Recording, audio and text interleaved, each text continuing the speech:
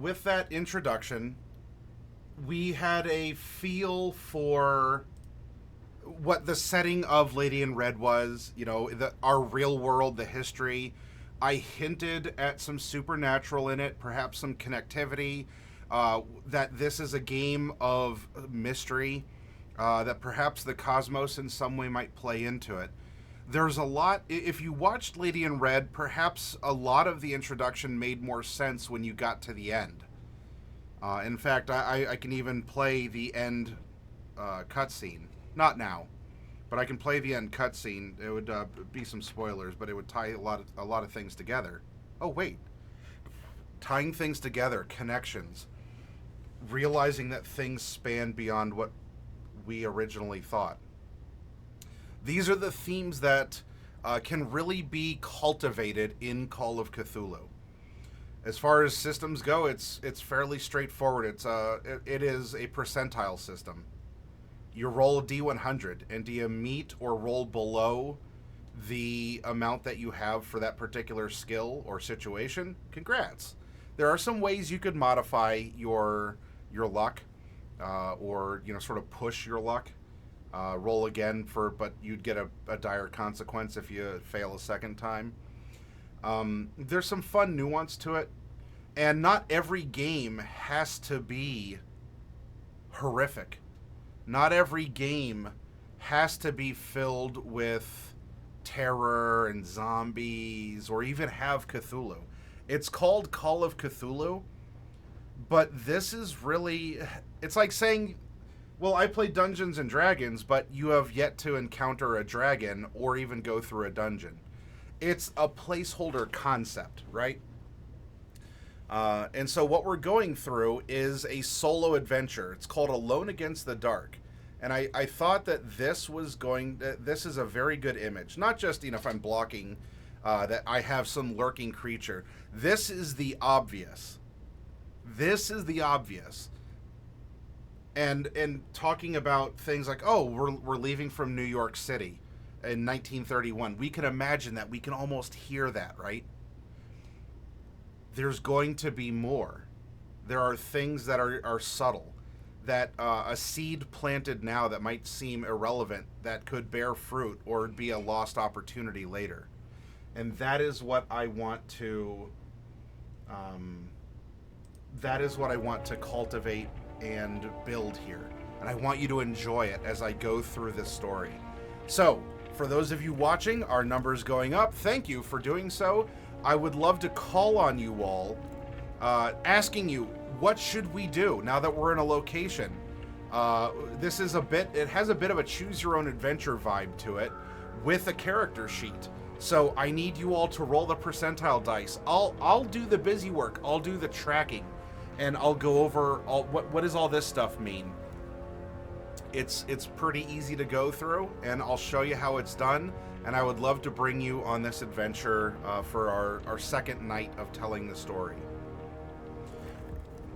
Now, before we get into that, let me show you. This is the thing. Let's close down our Discord for a second. So, we have Alone Against the Dark. It's open here. This is the calendar from the module, and I'm keeping track of our days because some things might happen that we don't know about. And perhaps if something isn't done by a particular time, I don't know. I haven't read ahead. We're in this together. Don't think that we're not doing a flawless, 100% speed run of Alone Against the Dark. We may very well die. That could be it.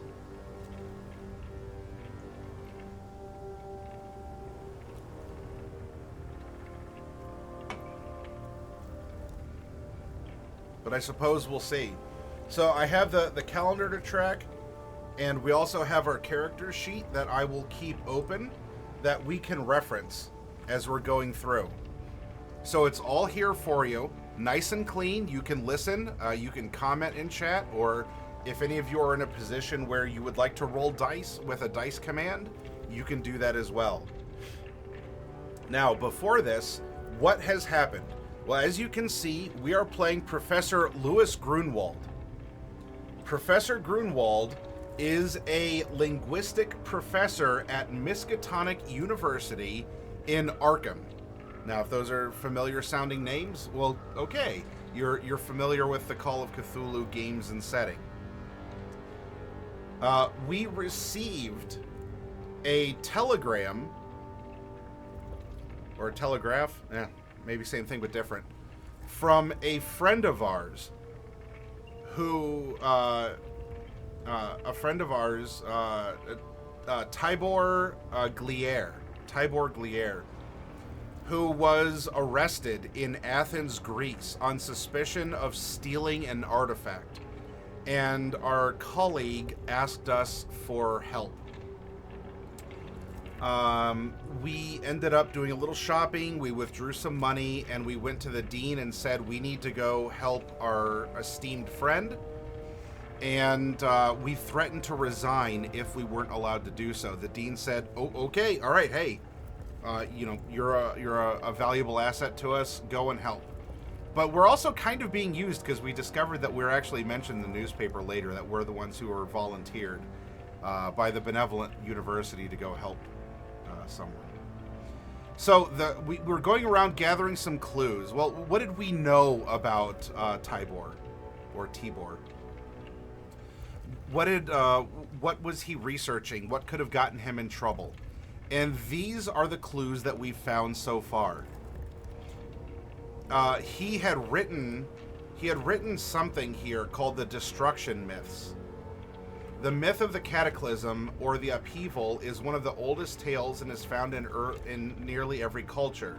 These imagined events occurred according to some Nordic myths 3,000 or 4,000 years ago. Other legends, notably those told by the Shikastra sect of Tibet, date the world-changing disaster to as recently as 850 BC. We also have seen perhaps who is responsible for accusing our friend. He may very well have stolen something. Aristotle Milonis, while collecting an undeniably tremendous treasure house of Greek art, has been reluctant to loan or even show some of the National Museum's most interesting treasures. The Carpathos device, for example, has not been displayed for years. Its loan to other museums is, according to Milonis, unthinkable. We also found a clue. It is suggested that the Carpathos device found in 1900 is in fact of Egyptian origin or design, but was for some reason stolen. In fact, some scholars have argued that it is one of the wonder devices of the Aten pyramids. If you can make a successful... and so we actually did that. And we learned that later, because we were having some trouble in the library despite being a professor. From the newspaper, after we traveled from Arkham to Boston, then Boston to New York City, we were there waiting for a ship to leave to Athens, Greece. From the New York Sun, the oft-delayed Starkweather Moor expedition to the Antarctic Ocean, or to the Antarctic, nears completion, with the late December departure now virtually certain. Bremerhaven, Germany, will be the expedition's jumping-off point and its last European port of call. An American professor, Dr. Tibor Glier of Miskatonic University, this is a second article, has been arrested for the alleged theft of an antiquity. Miskatonic's Dean Wilcox reports that a colleague, Professor Louis Grunewald, has gone to Athens to investigate the matter for the university. Okay, so there we go. Some of the wonderful devices were said to open, so this is the continuation after we went back and did more research, were said to open secret chambers or panels in the tombs.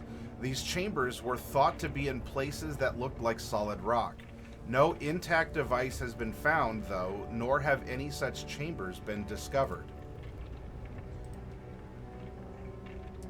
Then we also, we were researching Egyptology, and it started off, it was on two different parts of the page. I only have the one clip because it was in different columns. It's like, Egypt is a place where old meets new. You know, where you can find luxury hotels, and then there's like camels in the streets at the same time. It's a very interesting place, a confluence of things. You know, lots of different religions and such. But specifically here, some of them most unusual nature. It is best. This is the various religions that are drawn to Egypt. It is best, for example, to avoid the cult of Athens, a mysterious and perhaps dangerous group found in the major cities of Cairo and Alexandria. Now, that is connecting, because if you say, wait, Aten, where did we see that? Well, in our first Egyptology clue, the Carpathos device is maybe a key item to there. Then we also learn you get specific directions to the Fuzira marketplace. 2 alternate names for the marketplace run through your mind. The place where anything can be lost or gained, and the place where souls are bartered. You idly thumb through the volume. You think you would like to go to Egypt. So, this is our... this is where we can make a decision. Because we can get off the ship in Athens, or we can get off the ship in Alexandria in Egypt. But of course, why don't we take our ship ride first and see if we, I hope, survive the seas. It should be noted, there is one, it looks like I forgot to clip one thing here, which could be useful. We were warned about the cab drivers in Athens, Greece. I guess they can, I don't know if they're necessarily dangerous or just kind of crazy drivers, but when we went to speak to the Grecian consulate in New York City, they joked with us that if we're going there, that we should watch out for the taxis. Now, maybe they're joking. Why would the consulate not want people to do business in Greece? But, I don't know. It is what it is. So, the day arrived where we were to load up. Let's close out Discord. Hi, Craigar. Scammers. Oh, it's like Craigar remembered. Where we are to load up. It is Saturday, September 6th, 1931. It is noon, and the ship departs for Athens. And it's at this point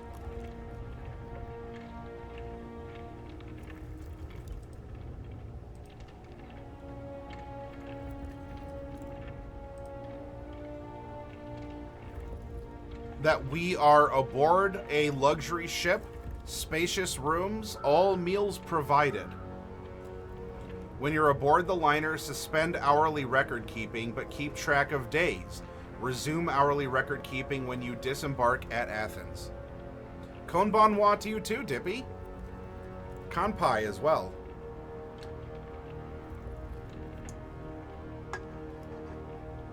Well, thank you for saying something, Craigar.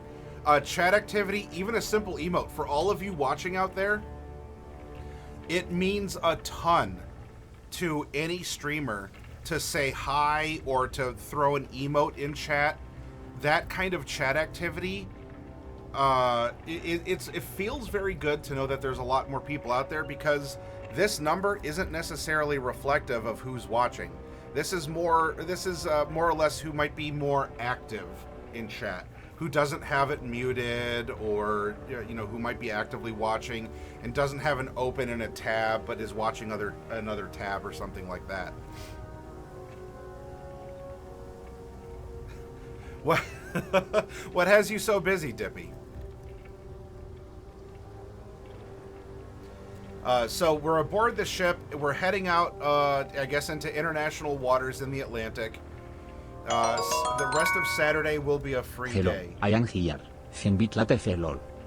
Oh, well, hey, Stormbender, thank you very much. I sincerely appreciate the cheer and the bits, and the Glublin appreciated that too. It looked like it was about ready to gobble those things up. Oh, you're at the gym. All right. Well, then you can listen to our story if you're so disposed to hearing a tale of mystery and horror while you're on a treadmill. So our Saturday is a free day. Our meals are taken care of. I think we can skip ahead. We can skip ahead from Saturday because there's nothing else to really do. This goes on to say, starting Sunday morning, select 3 ship activities: one for AM, one for PM, one for night, each day for the days specified below.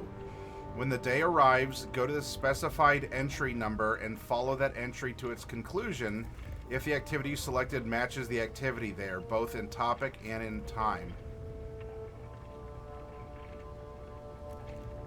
Then there's something when we're in Athens, and if we decide to stay aboard. So, starting Sunday morning, select 3 ship activities, one for AM, PM, and night. All right. So we're going to go to our first Sunday aboard. I guess the ship is the Cunard of the Cunard line.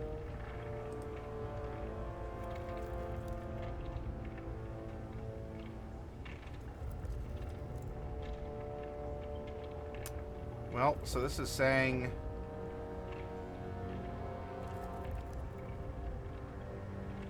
well, if you've scheduled things, well then ship activity table. Oh, I see. It was below. All right, hang on. So there's bingo, I see. So we can lock in. We can lock in what we want to do on these days. We have AM, PM, and night. Okay. AM, PM, and night.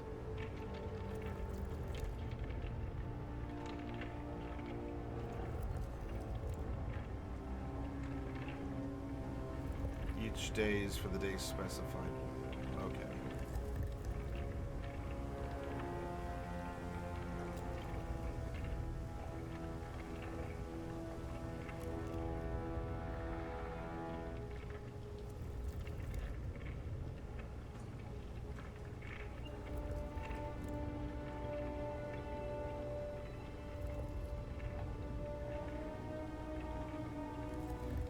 All right. Well then, if we need to lock this in,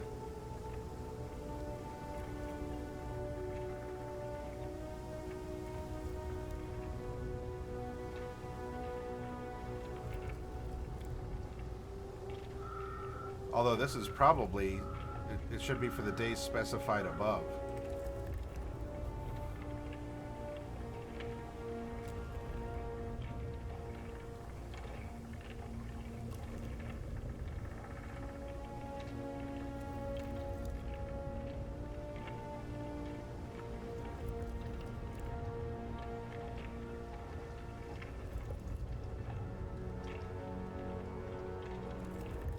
All right, let's take a look at our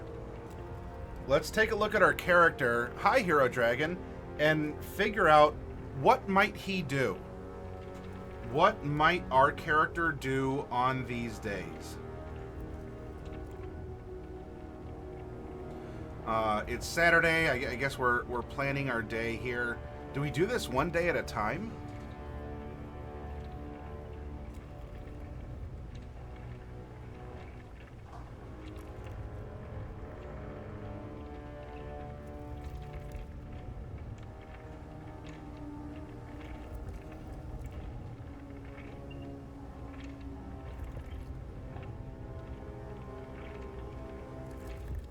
It seems like every morning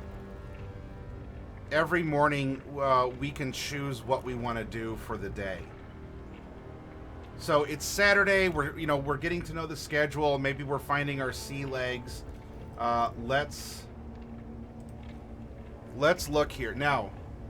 We have someone who is let's see, he believes in fate specifically. We have a tie to Germanic pagan or barbarian superstition.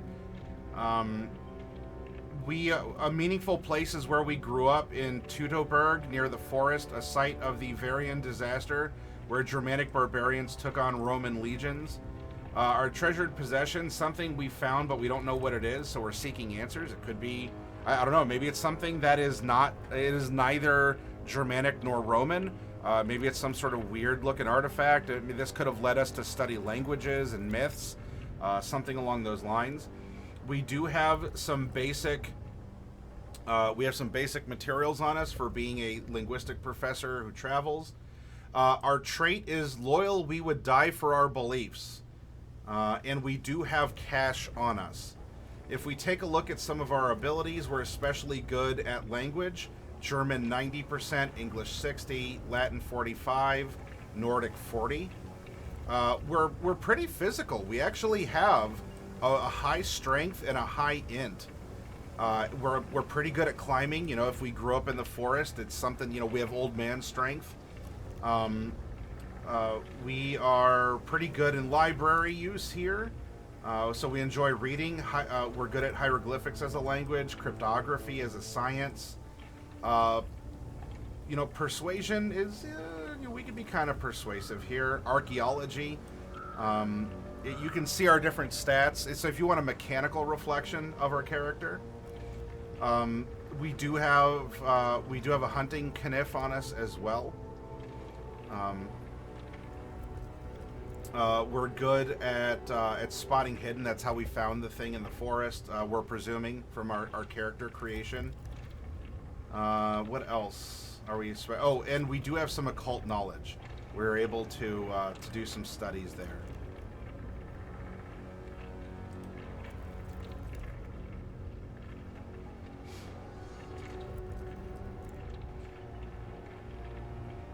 So with this,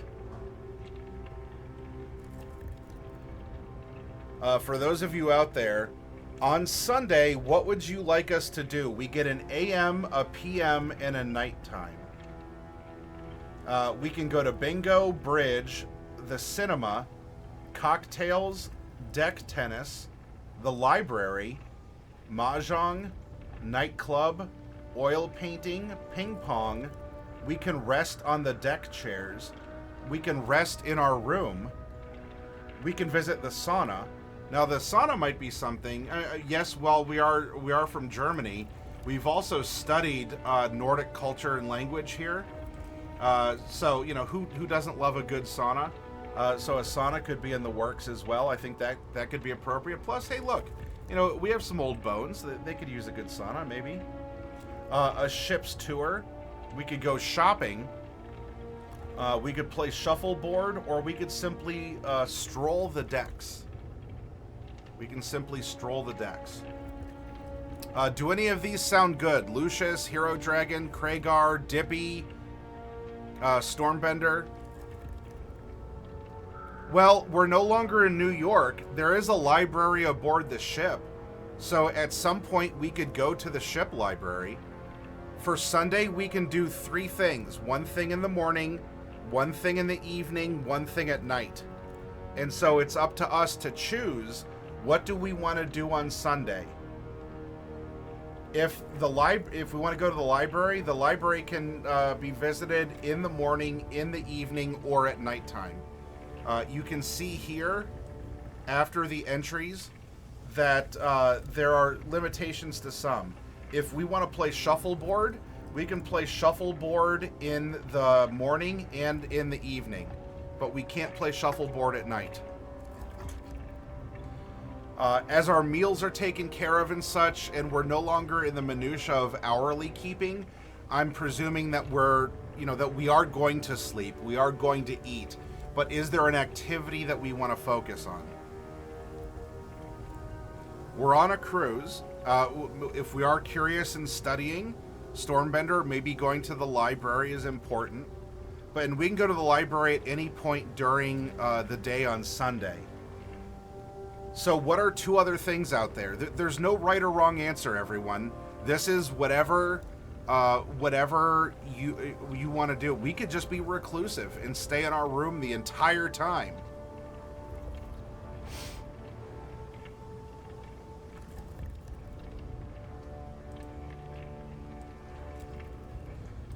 By the way, we do have a English to Greek and English to Arabic dictionary. We also have a South American guide to travel, as far as you know, like books to read or that could be useful to us. All right. Well, we need to. Yep. Okay, everyone, real quick. Let's step up and be the heroes that I know that you are. We have a bot in chat. If you want to copy the message, click on the name of the bot and hit the 3 vertical dots, okay? Hit report. Spam scams bots next. Bot next. Soliciting chat to buy viewers. Here was the chat message. Control V. Submit report. And there we go. Hopefully you all watching out there can take a minute, step up and be a hero. The more reports Twitch gets, the quicker they can take action and ban the bot account so it doesn't go on to harass and solicit other channels, or hopefully never takes advantage of someone's trust to buy viewers. Buying viewers is useless on Twitch anyway. I don't understand why anyone wants to buy viewers. I mean, unless they think their actual viewers are dumb. Because there's a point where it's weird, where you see something, and this goes for YouTube or Twitter or something. The bot is just above you, Craigar. The name with the 4 numbers after it.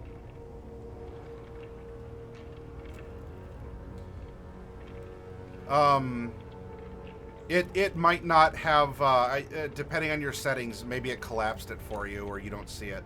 I use BTTV and it shows me timed out or, you know, erased messages so that I can read what was, I could read what the offending message was and take appropriate action.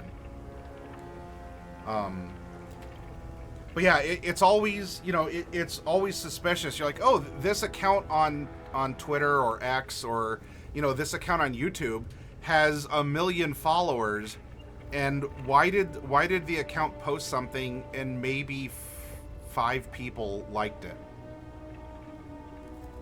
Or there's maybe 10 comments on something that 50,000 people viewed. I don't know if that's authentic interaction, so... Yeah, well, if you miss it, you miss it. I don't know if there's a BTTV for mobile that can give you the ability to see deleted messages. But you can always go bot hunting next time, I suppose. Alright, so anyway, Stormbender wants to go to the library at some point. I'll make an executive decision to keep things moving here. But don't be shy, chat. There's not a correct answer. Shout out what you want. Where do you want us to go? What would make sense? So we have someone, we're loyal to our friend. You know what? Let's start the day off with a good sauna. Although maybe a sauna is better at the end of the day to relax. Okay, let's do this. Oh, let's do a sport, a sauna, then we'll go to the library at night. How about that? All right, so it's Saturday. We're planning our day, and we're going to say, let's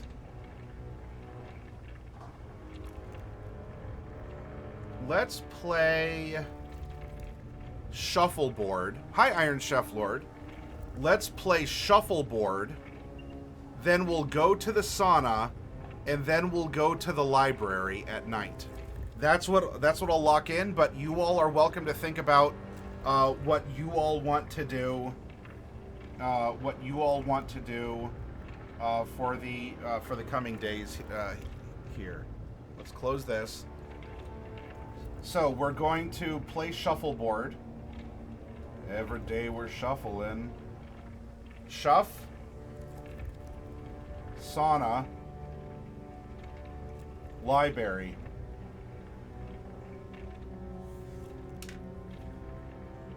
Okay. We think that this is going to be a good series of events. and let's have our Sunday play out. On the first Sunday, go to page 70, or not page, go to entry 73.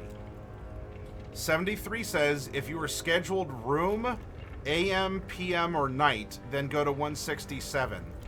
If you scheduled ship's tour, make a successful spot hidden. For any other result, return to the ship activity table. All right, so Sunday, nothing untoward happened. Now it's time to think about what are we doing on Monday. We get to do 3 activities on Monday.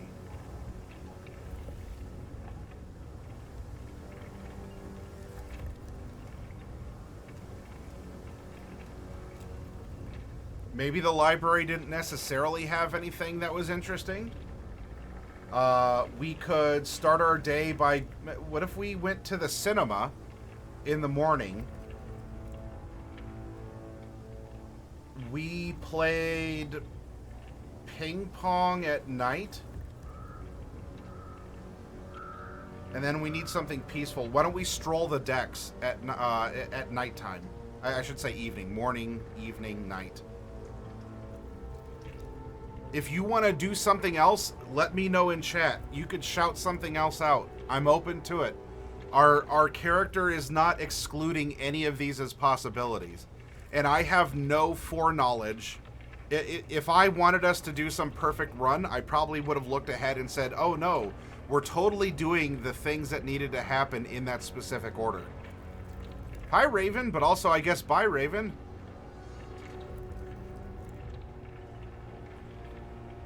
All right, well, not hearing anything different. Let's say cinema.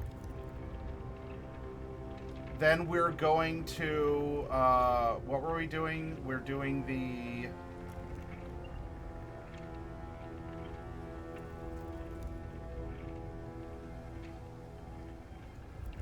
Bingo? Was it bingo?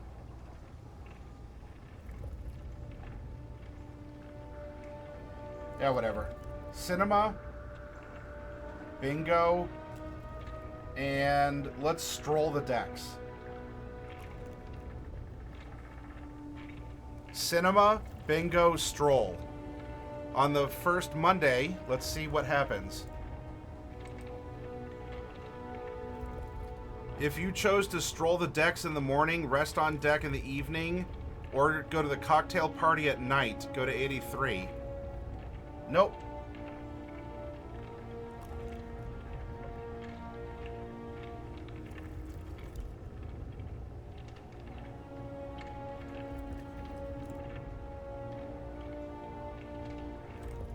We are having a luxurious cruise. Nothing bad is happening at all.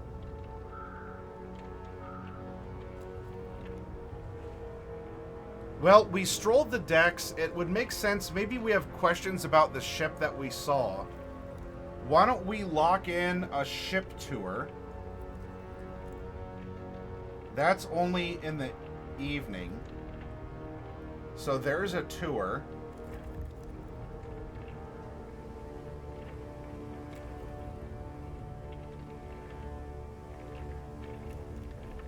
Let's try some oil painting, I guess. And then, you know what? What's something peaceful? We had a library time. We had strolling. Let's rest in our room.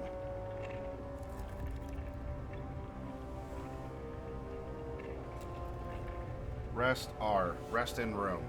Oil painting, tour, rest in our room. Now let's see what happens on Tuesday. Again, shout it out. Don't be shy, chat. You're fine. Don't be timid. You're here in the hero zone. Be a hero. Step up. Be proactive. If there's something that you like that you think would be fun, if you say, no, we're going to watch this same movie over and over again every morning, or, at different times of the day, have some fun. Be bold. If you chose cinema morning, which we did not, if you chose shopping, if you chose library, if you've completed all of those or are doing different activities this day, Then move on a day and go to the ship activity table.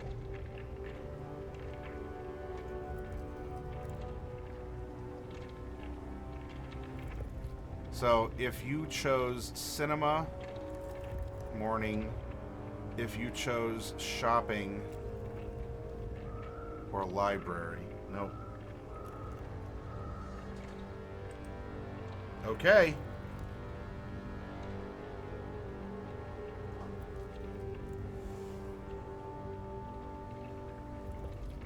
What else haven't we done? We haven't visited the bridge. Let's visit the bridge. We took a tour.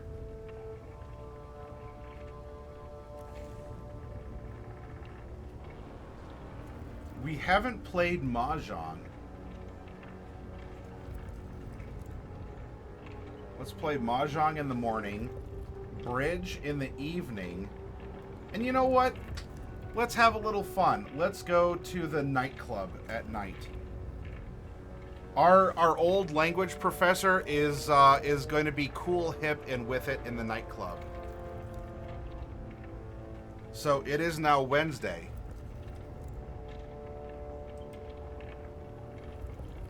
If you chose stroll the deck, shuffleboard, or stroll deck, if you've already been to 135, go to 579 instead. If you chose stroll deck or stroll deck, AM, shuffleboard PM, or stroll deck at night, go to 135. If you've already been to 135, go to 579 instead. All right. Well,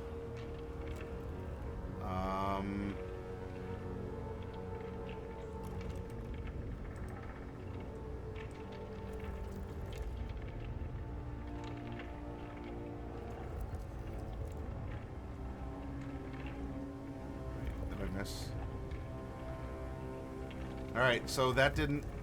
Let's just double check on Wednesday. Also, why are all my pages...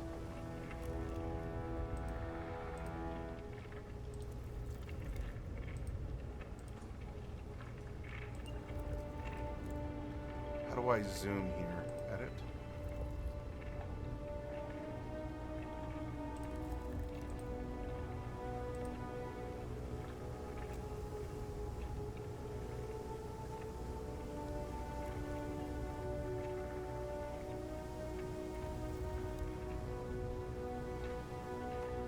Oh, there we go.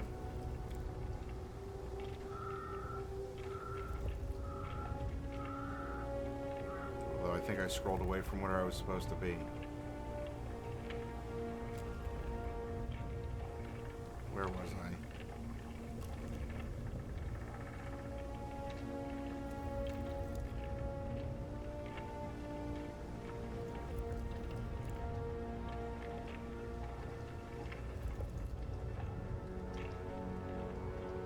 I should have wrote down.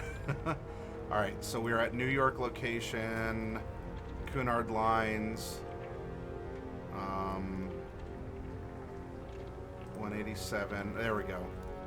So Wednesday takes us to 148.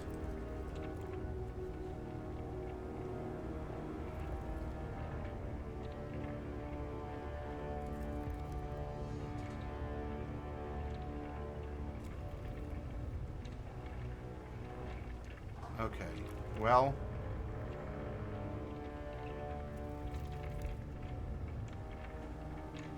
I forgot to write down the ship reference page again. So we haven't already done that, so we can't proceed there. So I guess we go to one. Were we on 187? Yeah, we were. All right, 187. I'm gonna make a note here. 187 ship activities. All right, it's Thursday.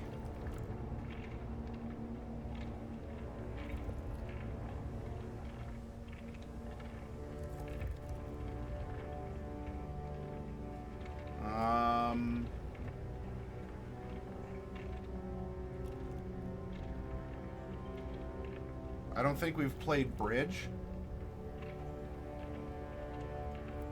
Cocktails.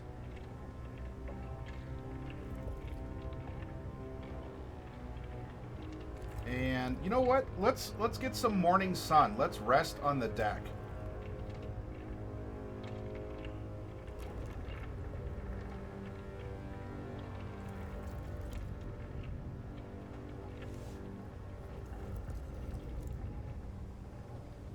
Thursday.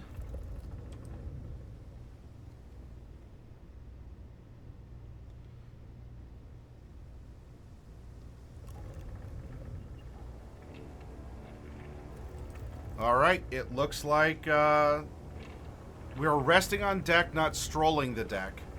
So that's a little bit different here. So we're not strolling and we didn't do shuffleboard. If you've already been to 130, so we're not doing that. So we need to go back to 193. Or wait, not 187. And we're now going to move on to Friday. This is a peaceful luxury cruise. Nothing bad is happening at all. Let's see. We haven't played ping pong. We haven't gone shopping. It is Friday, so maybe we could do a little shopping. Why don't we start by shopping?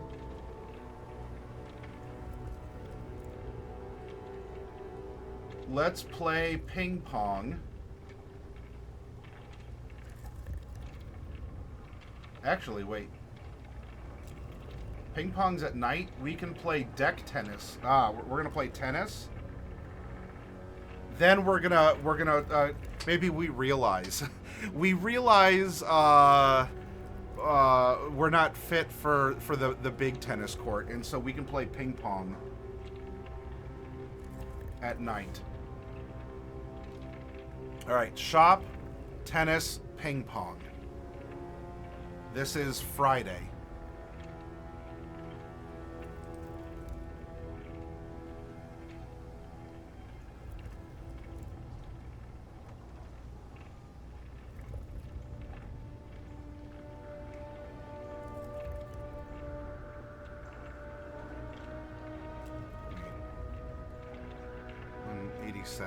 What was I? Friday's page 192. Or not page, entry 192. Okay, so I guess regardless, go to 126. We haven't already been to 126, I don't believe. So now we're going to 126. If you chose cinema, nope. If you chose shopping PM, no, we shopped in the morning. Library at night, nope.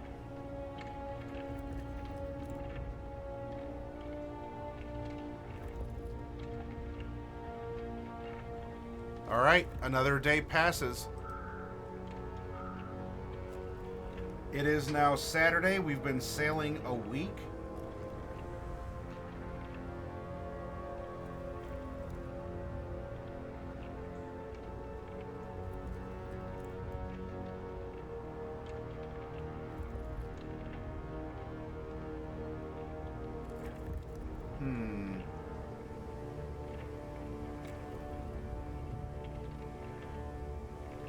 I think we've done all of the activities. Maybe, you know what? Let's spend this day resting. Why don't we stroll the decks in the morning, and then we will just rest. It is a nice Saturday, right? We'll say decks, room. We're taking the day off. Let's see if anything happens on Saturday.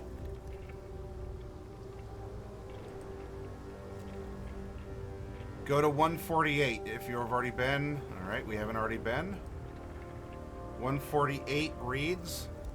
If you chose stroll the deck in the... Oh, we did. Or stroll the deck at night. Go to 135. Okay. Well, I guess we're going to 135. And this is what happens on Saturday. As you walk down a corridor, attempt a spot hidden roll. If successful, well, I guess we'll have to find out. Iron Chef Lord, will you please type exclamation point 1D100? And let's check out what the number is we need for spot hidden. We need a 45 or below.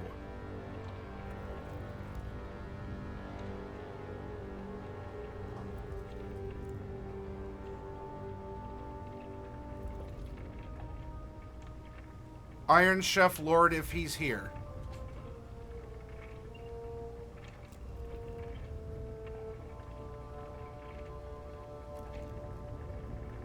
He may not be, so Craigar, to keep things moving, can you give me a D100 roll, please?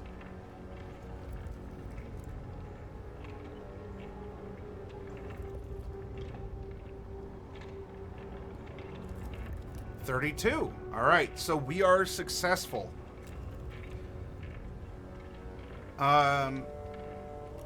If successful, you notice a small Egyptian fellow lurking ahead of you. You may have seen him before. He holds something in his hand, see below. If we failed, we did not. If you noticed the lurker, you took a side passage and quickened your pace. Now you hear his footsteps scurry after you. Is it only your imagination, or are the corridor lights dimming? Make a successful, knowledgeable education roll to reach the deck and the safety of the promenade. Move on a day and go to the ship activity table. Okay. Who else is lurking and would like to roll? Lucius, Dippy, Stormbender, Afterfov, Aaron, Xbox Aaron, if you're here. Otherwise, Craigar, you can keep rolling. I just want to, I want to make sure that if there's someone else lurking who'd like to roll a percentile, that they'd have a chance. Afterfov, exclamation point 1D100, please.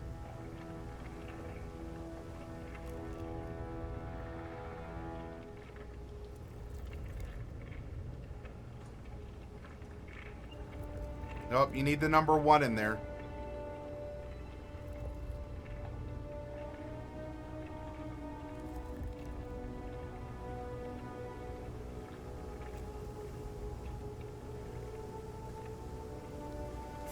Third time's the charm, Afterfov. There we go. Lands on a 20. Alright, so we did succeed here. So we did make a successful knowledge EDU to reach the safety of the promenade. Okay. So we managed to avoid this character, and we are out among other people.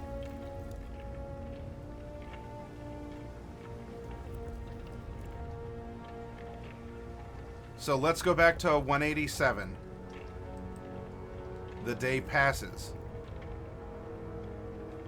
It is now Sunday.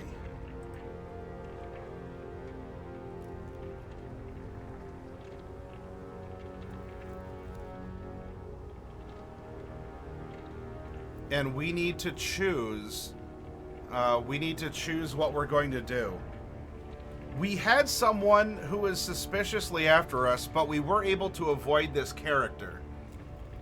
Do we want to hide in our room, or do we want to go out amongst the people?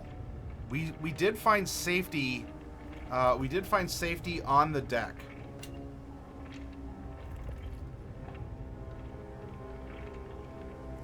We did see an Egyptian fellow go amongst the people.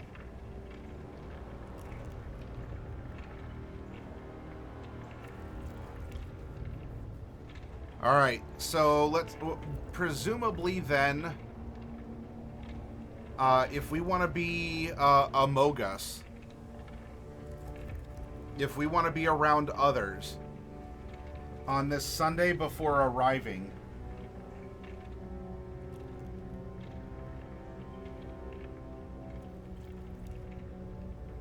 okay, Afterfov. Why don't we...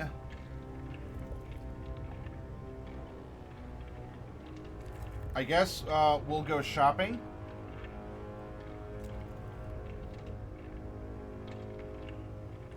Then we'll play bingo. Maybe we'll strike it big before we land. And then at night,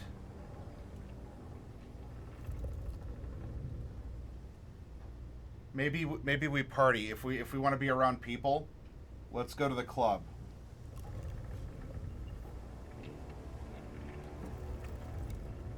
All right, so on the second Sunday, go to 171. If you chose rest in the room, if you chose oil painting, if you chose cocktails, if you've seen all these numbers before, I don't believe we've seen those numbers before, and we didn't do those things. So the night passes, I guess, or the day passes without incident.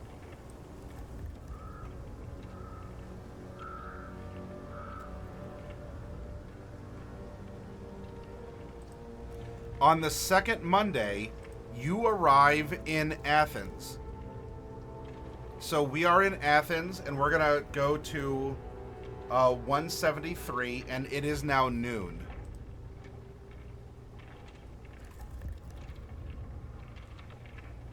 If arriving by boat, approaching the coast, you see that it is similar to that of New England, with oddly shaped inlets, gulfs, and headlands. But New England is cool, moist, and green. Here, luxurious golden warmth pervades everything. The Greek Republic, only 7 years old, totters under the hardships of the worldwide depression. The people are eager for tourists, as foreign money is much needed. Your ship docks at the gaily decorated harbor at Piraeus. Higher up in the hills beyond, Athens gleams beneath the midday sun. Many black automobiles bear the word taxi hand-lettered on their sides. If you decide to take a cab to the Bureau of Investigations, go to 130. Otherwise, go to any Athens location. If leaving Athens, a steamer departs for Alexandria every Tuesday and Friday at 3 p.m. and arrives exactly 24 hours later. So from here, I guess it looks like we can go to Alexandria. We can go to Bremen. That was up in Germany. Or we could go back to New York. Craigar, no taxi? Okay. All right, let's take a look at our Athens locations.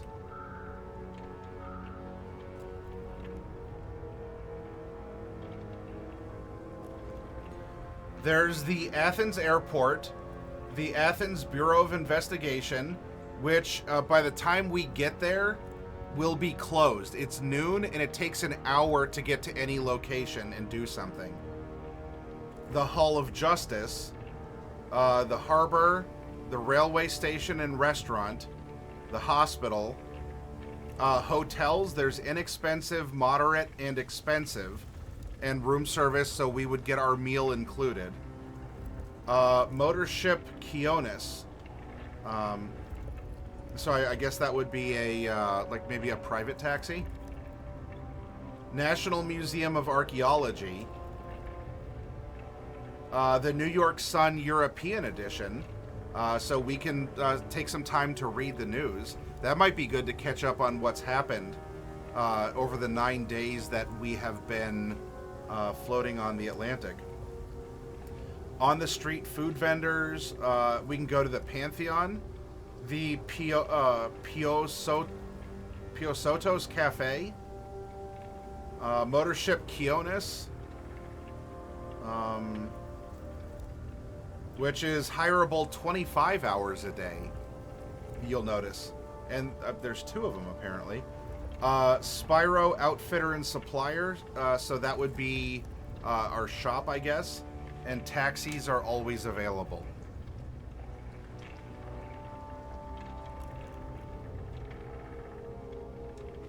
Museum and the news. All right, so if we're going to go to the news, let's go to the New York Sun European edition.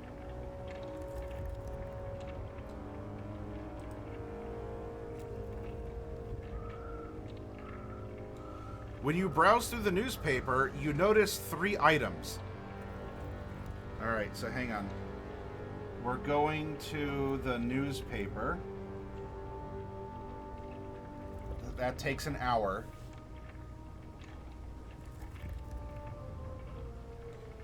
Ahmet K, director of the Cairo National Museum, eagerly awaits the arrival of the Carpathos device, on loan from Athens. The casket bearing Professor Glier, the academic thief from Miskatonic University, has been placed aboard the Urania for New York.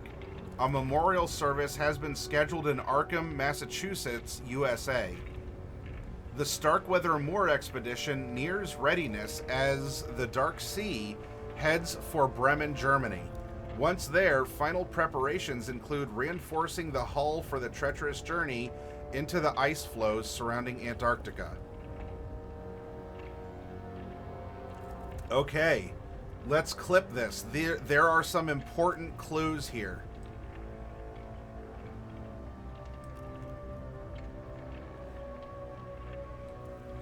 Well, no. We were here for him. Professor Glier, the last we knew, was being held on suspicion of artifact thievery. And now we're learning that he's in a casket being boarded upon, loaded onto a ship called Urania for New York.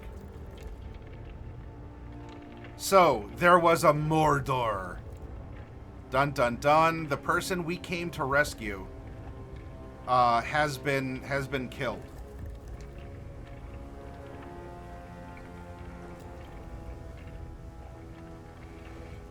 For those of you who are playing along at home, I will load this up into our clues.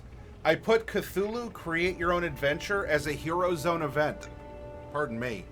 As a Hero Zone event. I will load the clues up so you can consider them and catch up to where we are at any particular point in time.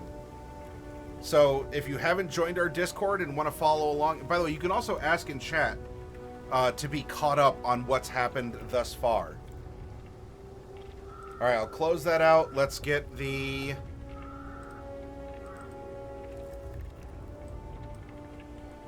Upon arriving in Athens,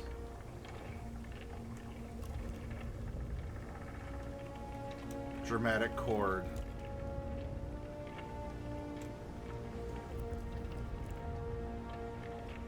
All right, yep, lurk away, Kragar.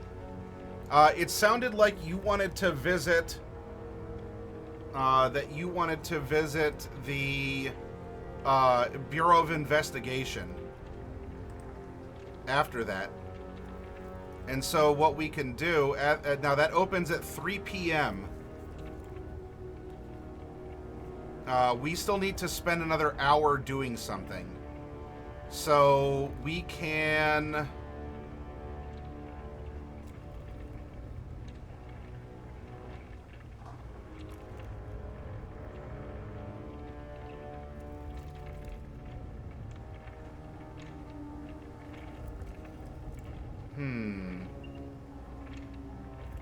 Where can we go to spend an hour?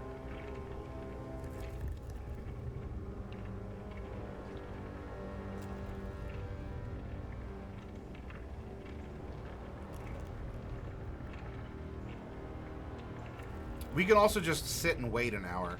Although, let's see if... You know what? Let's go to the Parthenon. Let's have some fun at the Parthenon. It's always open. We're going to go to 194.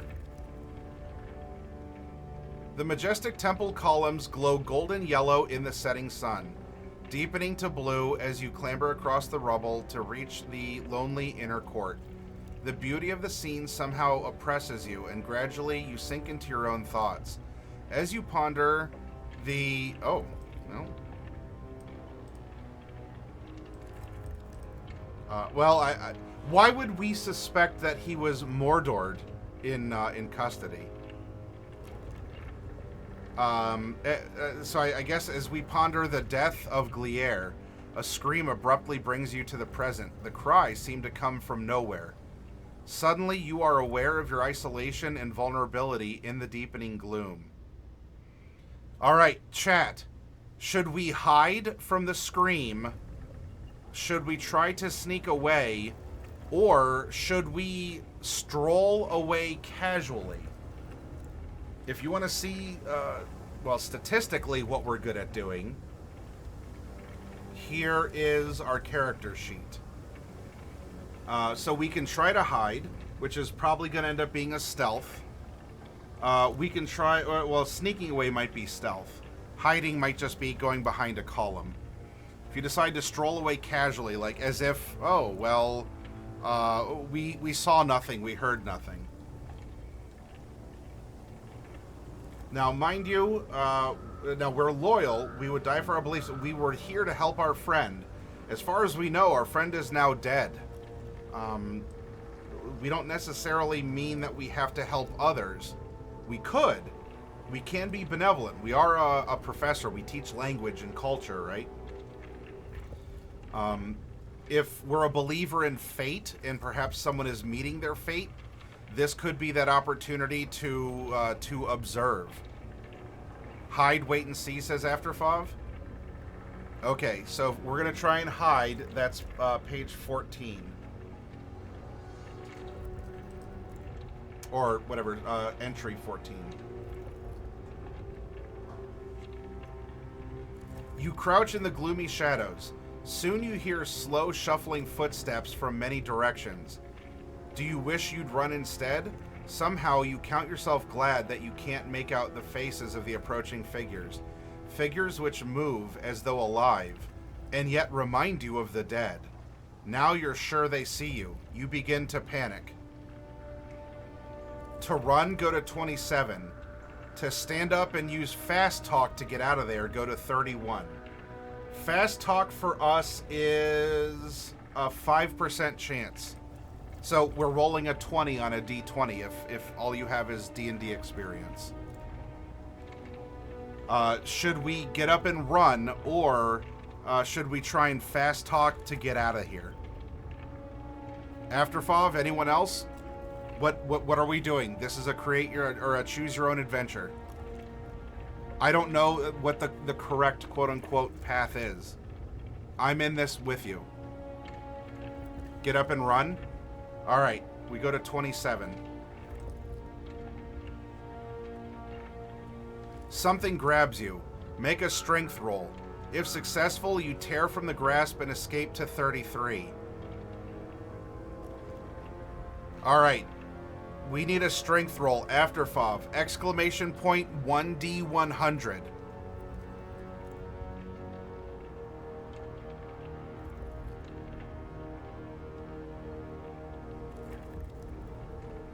$76. Oh no. Now, we can spend 6 luck to pass. But we then, anytime that we need to roll luck, we'll be at a 37. So we'll have a little higher than a third of a chance on a pure luck roll. We do not get luck points back. Is the juice worth the squeeze? Do we spend 6 luck points to get away? Or do we make a... let's see. If successful, you tear from the grasp. If failed, and a second thing grabs you, their combined strength is 140. Make an opposed roll against the combined strength.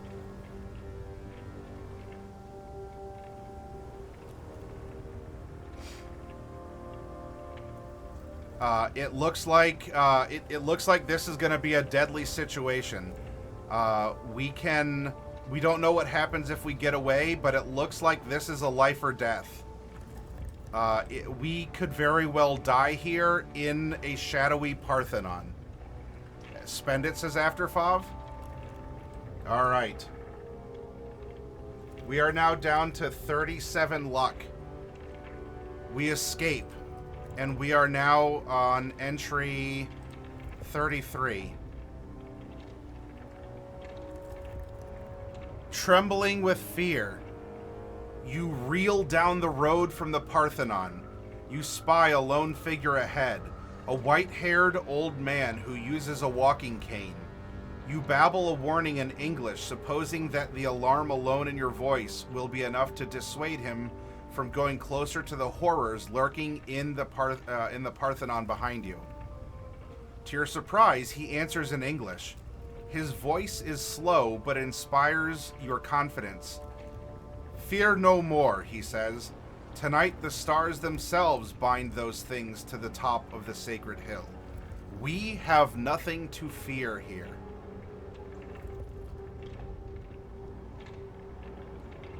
Your terror begins to lift like a veil. Actually, here, if we're...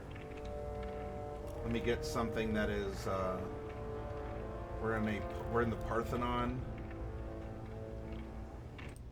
Here. This is called Defiled Temple. We'll play this in the background. Your terror begins to lift like a veil. Your friend was killed by one of those creatures. You see them in museums, you know, looking like stuffed animals. Undead, ghouls. Who knows their origin? Your friend Glier saw them just before they killed him. That is as much as you and I need know. He pauses. Our lives we struggle in darkness. We are poor beings who need the darkness in order to find the light. As he says these words, the moon breaks through the clouds. Apparently a lot more time has passed, though the Parthenon is open all day. And a calm beauty pervades the world. Your fears are quenched, your heart utterly at peace. I have been on quests like yours. I have been a scholar of the unusual. I know the uncertainties and the terrors. There is nothing we mere mortals can do but strengthen our faith and struggle against the darkness. The two of you walk slowly. I do not know what Glier had discovered, but I do know that while in prison he told someone that if the Carpathos device was returned to its home, life as we know it will cease to exist. He turns to you. I am at the end of my life. It is up to you to stop this evil, as your friend attempted so valiantly. Egypt is the answer. Go there. Find the Carpathos device. Return it to the sea or destroy it utterly. He takes something from his hand. It is a ring, heavy with gold, curiously made, covered with signs, most prominently a 5-pointed star with a core of flame. I give you this. It has power, though perhaps not as much as you would want. Use it against dead things brought back to existence. For a moment, a friendly hand has steadied you and restored your resolve. This warmth of feeling is what you fight for, and the numbing terror which chased you from the hill is what you despise. When you look up again, your new friend is gone. The road is empty. The encounter was like a dream. But the ring is still there. You slip it on a finger. It fits firmly and comfortably. Reaching the bottom of the hill, you find a cab and go to a hotel. You sleep peacefully. In the morning, go to any Athens location. Well, I suppose that we need to add encounters with strange entities. Man with cane outside of haunted Parthenon.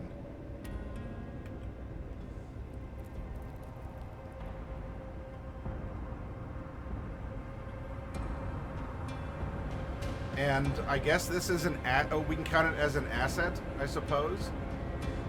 We have a gold ring with star symbol.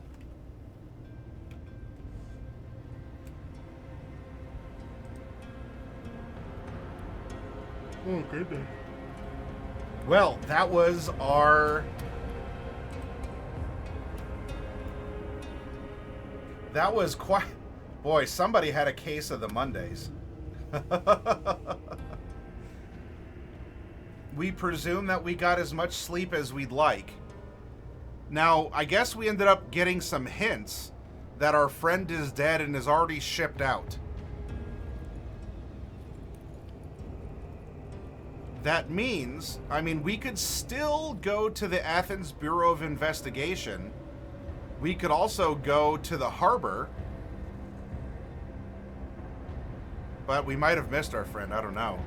There's also the Museum of Archaeology and the Hall of Justice. All of these open at 9 a.m. Meaning that if that doesn't specify a particular hotel,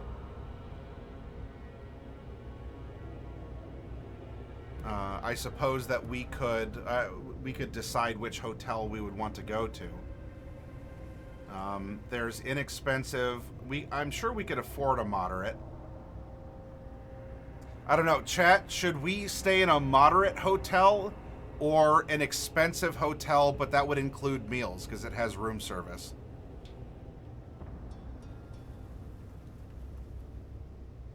Should we save some money and then go out and get meals on the street or at a restaurant, or do we have more money to spend and we stay at our hotel and we eat at our hotel too? What are your thoughts? Any of you out there can reply. There's no right or wrong answer. I'm sure there's opportunity for a lot to happen at any of these locations.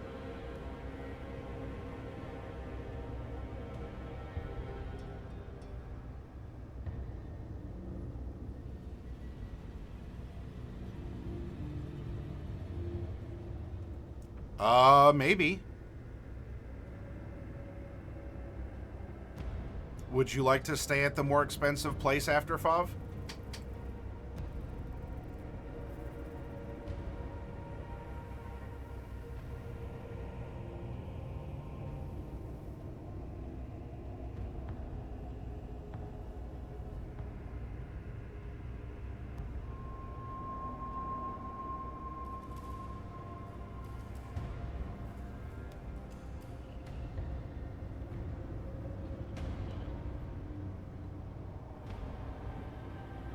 Well then, inexpensive hotel, moderate hotel, or expensive hotel with room service.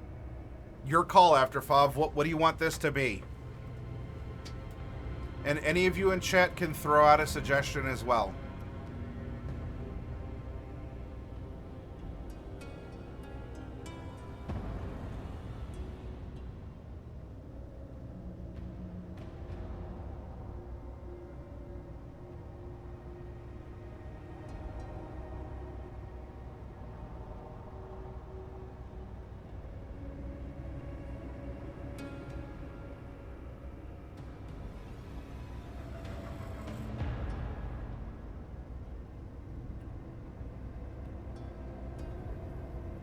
Moderate? Okay.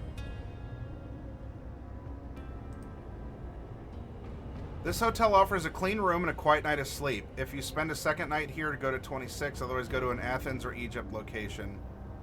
Okay. All right. Well, so there we go. Clean room, quiet night of sleep. We come back to Athens locations then.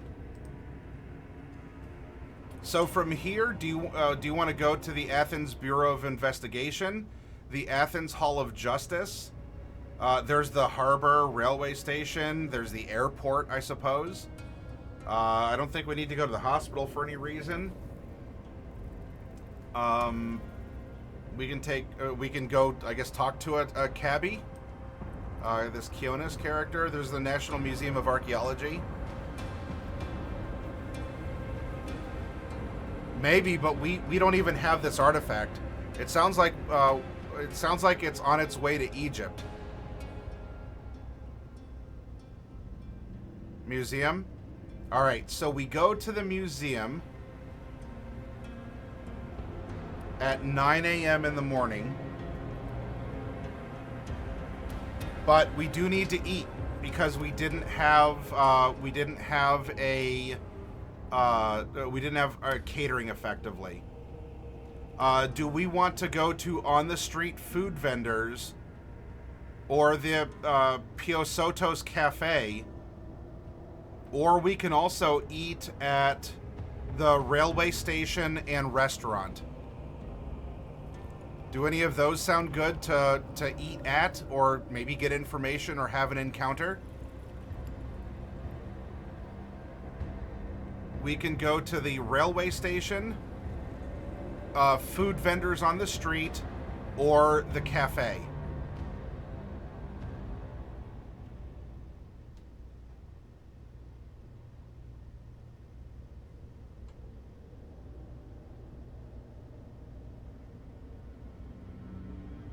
Street vendors? Okay.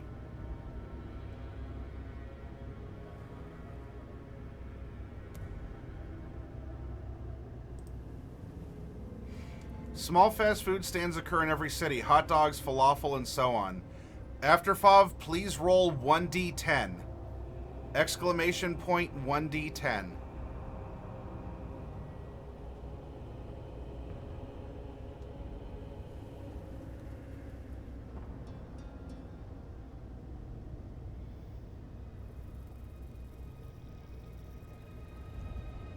Okay. So we eat. Presumably, we got a full night rest because really we were doing nothing else that day as things kind of fast forwarded. If we eat, I'll put a little sausage here. We eat at 8, we can get to the museum by 9.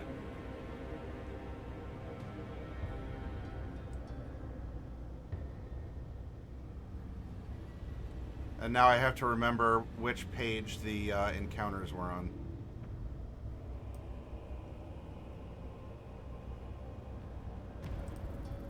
There we go.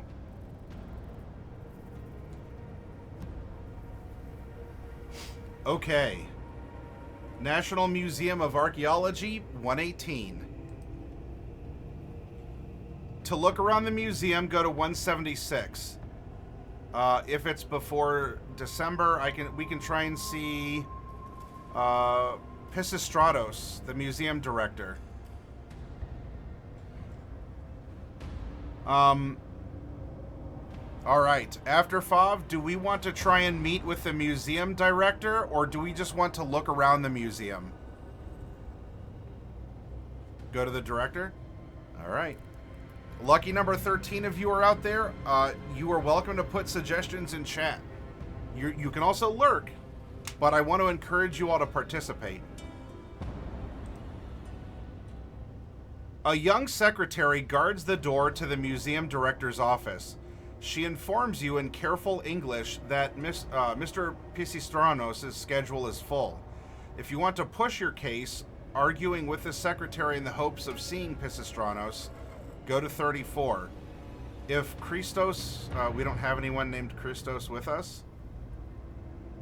All right, do we want to try and push, or do we relent and just maybe go on a museum tour?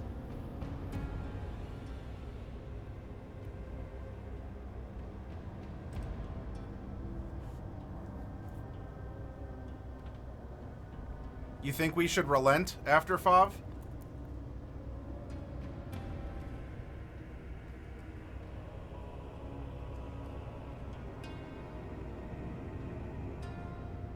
Okay.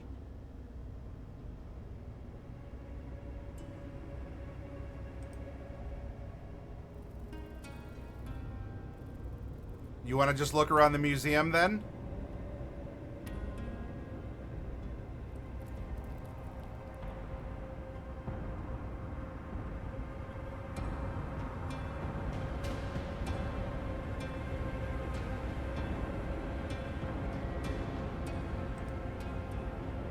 Okay.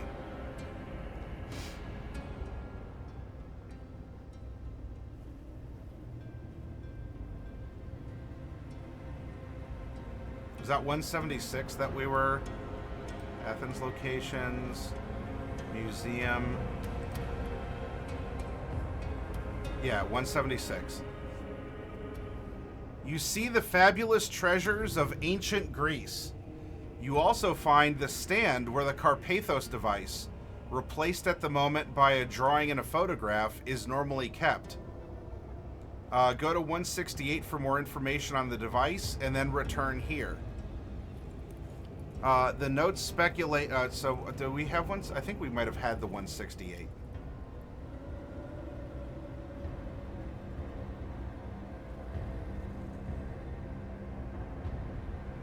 The archaeological team at the National Museum in Athens have reported on the Carpathos device, noting the inexplicable markings on its surface and the complex network of gears and linkages.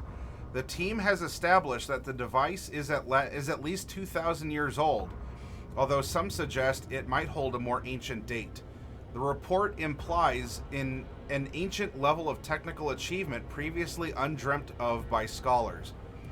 Cryptic Greek inscriptions were found on the outside edges of some gears, while some interior sections were marked with unusual Egyptian hieroglyphics.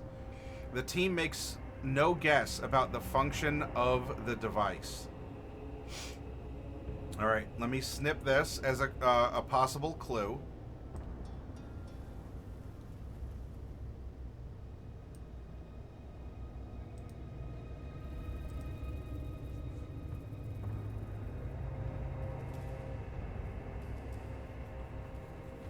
The notes speculate that the Carpathos device is some kind of astronomical clock designed to aid priests. Other scholars feel it may have been designed to actually create something material. Still others see it as merely an elaborate amusement for some wealthy noble or merchant. The origin of the device is not uncertain, nor has the substance of which it is made been determined. Ooh. All right. Make a luck roll. After Fav, we burnt some luck. We now need a 37 or below to get lucky. Make a luck roll. And while you do, I will snip this other clue.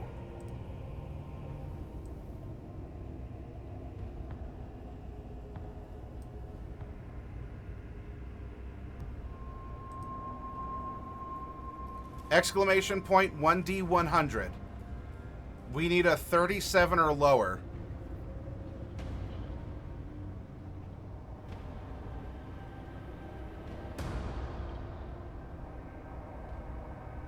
Nope. And we can't spend luck on a luck roll. If failed, go to 118.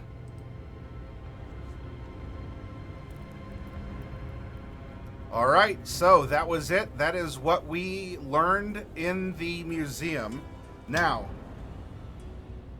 that means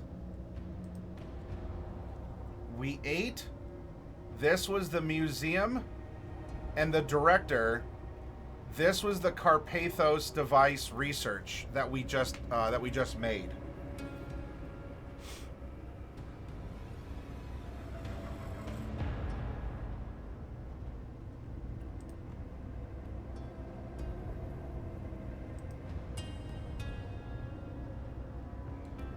So now we can still get to the Bureau of Investigation, the Hall of Justice, before noon when they close. Anything else? We can go shopping as well before they close at noon. Looks like a lot of places take a couple hours for lunch. Our friend was being held by the Athens Bureau of Investigation. My instinct is to go there and ask after him and what happened. We can, though it would just end up being, we would loop back around to needing to force our way to see him. Which we can try.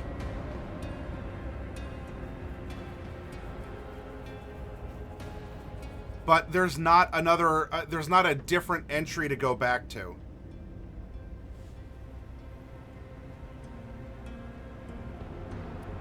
Okay. So we go back and try to.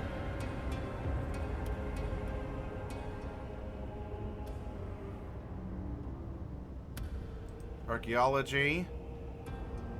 Director.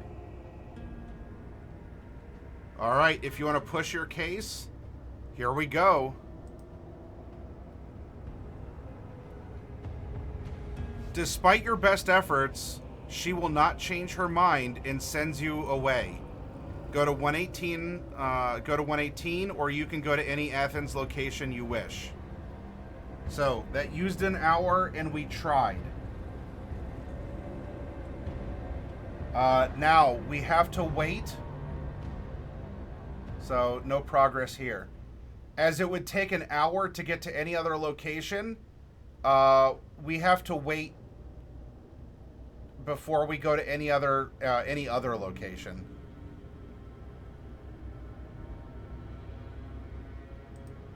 Now, something to bear in mind.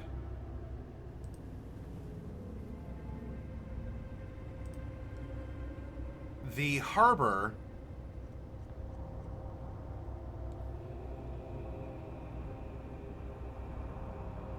a steamer departs for Alexandria every so we can stay here. It is Tuesday. We can catch a steamer at 3.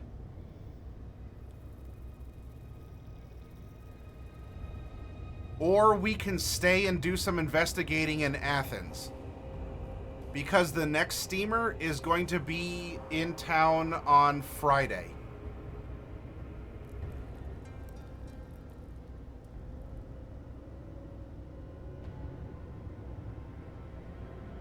You think we should just catch the steamer?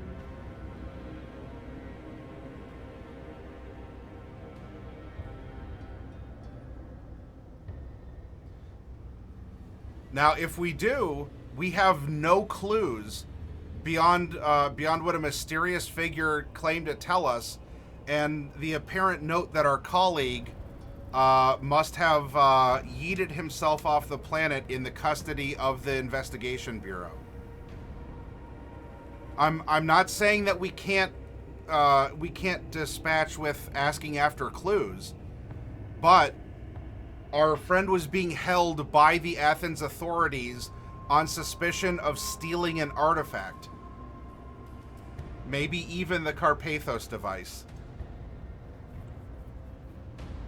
My instinct is to investigate a little bit more before we go to Alexandria. Because it's clear the Carpathos device and other things are going there. I don't think we're going to get ahead of that device.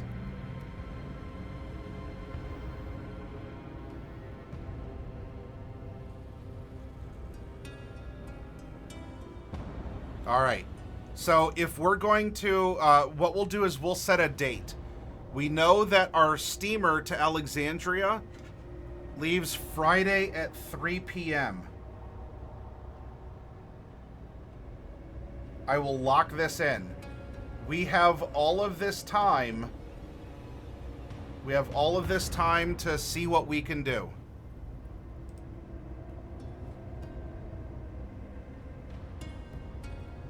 All right. So, the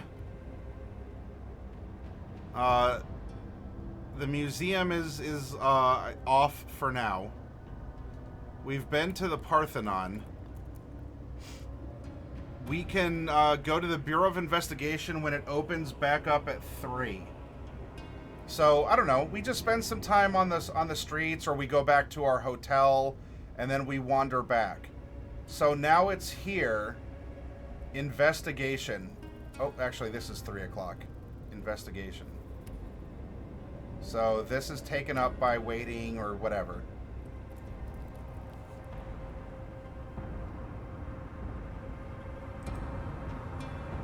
The Bureau is open.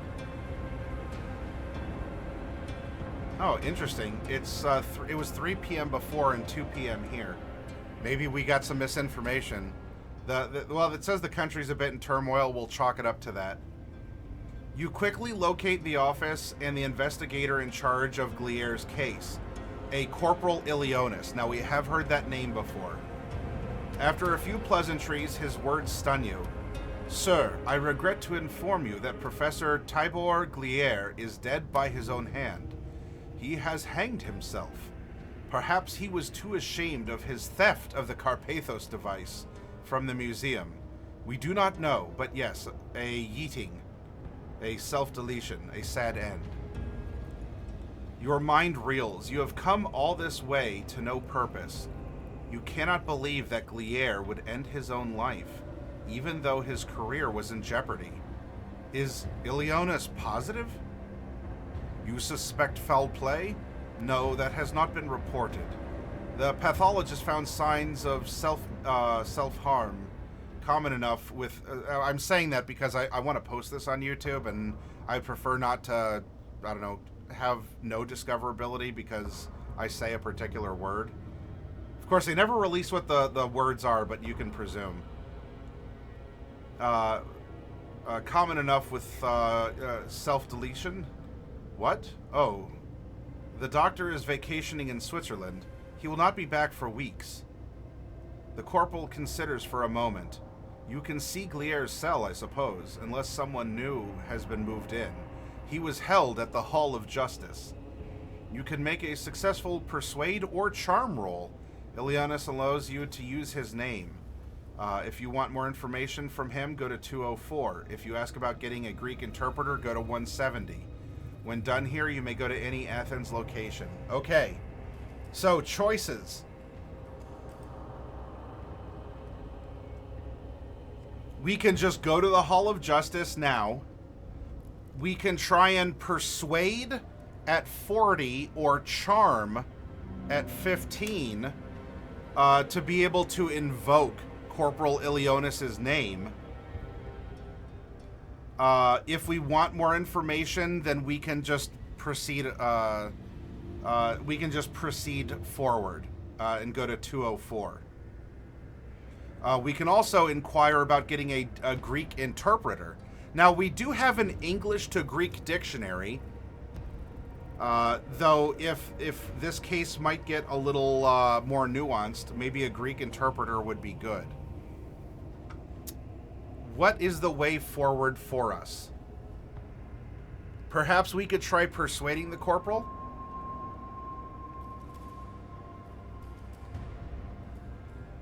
It might not hurt to have that kind of go for the Greek interpreter instead. All right.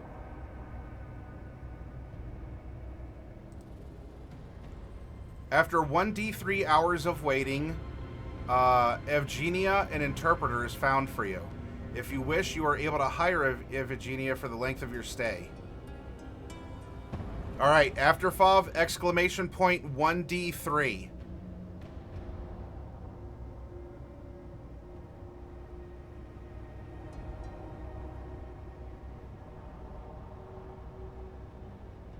All right, so it takes 3 hours.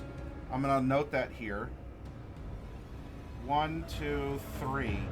It's now 6 p.m. It is now 6 p.m. and the public offices are closed. But we do have an interpreter now, Evgenia, who can come along with us. So what this means, we pretty much have the rest of the evening to maybe get a meal. We can get a meal, and I guess we can rest. Because the other public offices are not going to be open. Well, I don't know. This says, you know what? It said 2 to 6 before. This says 3 to 7 here for the Hall of Justice. Though I would presume the Hall of Justice is also 2 to 6.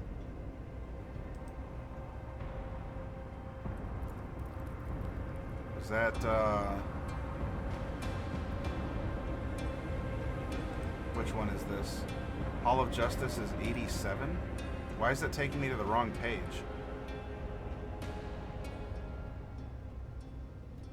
From, oh, this says from 3 to... Okay, so we can... looks like we still can go to the Hall of Justice, so there's a mistype somewhere. Is she cute? I don't know, after Fav. She could be.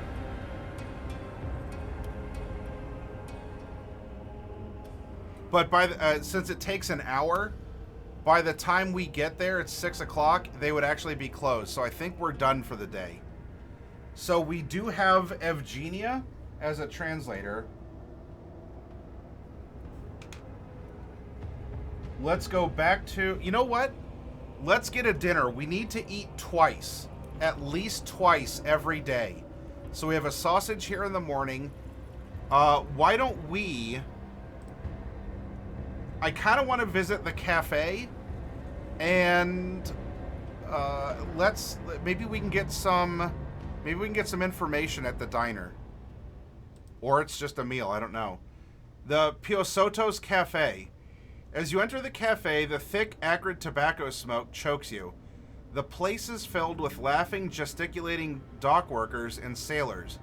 If you're here expecting to meet someone, go to 35. No, we're not. Looking around, you can approach any of the following if you have... we don't have Christos with us. Or if you can make a successful language Greek roll for each one you try. For the group in the back playing cards, go to 107. For the burly sailors at the bar, go to 105. For the Englishman alone at a table, you need make no roll to approach him. Well, I guess if we're having dinner with our translator, we can talk to people. Maybe we want to ask her some questions. So, I don't know, after Fav, since we have a Greek translator, I don't think we need to roll because we've acquired translation, at least for the evening before we retire. If we're having dinner and we're having a get-to-know Evgenia, who do you want to talk to then? Anyone in chat after Fav? There's an Englishman. There's a group in the back playing cards, or some burly sailors. Sailors, card players, or a lone Englishman.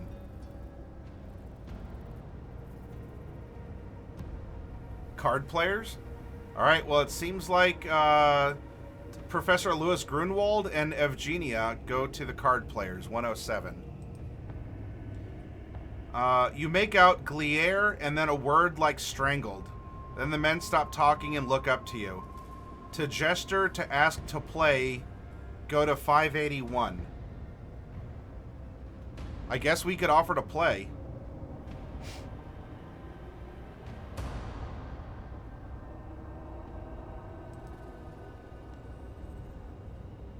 They're playing a form of whist. W-H-I-S-T.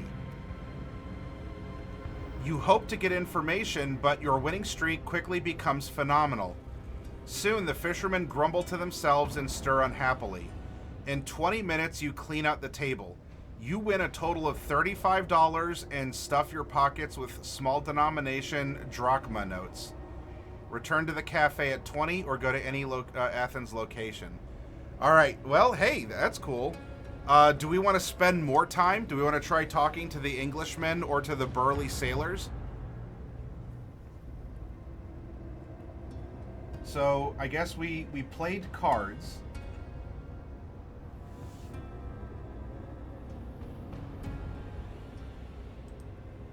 Talk to the Englishmen.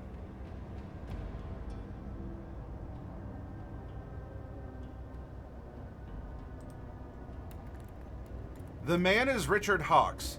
He greets you warmly. An ouzo and some talk, he suggests. Look, I know you're investigating Gliere's death.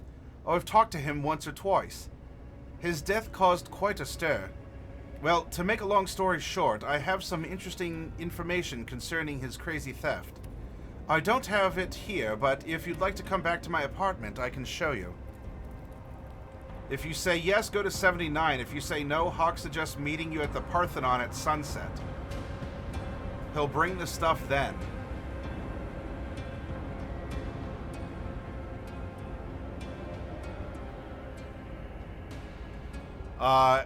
I think we understand what happens at, what we've had that encounter after FOV.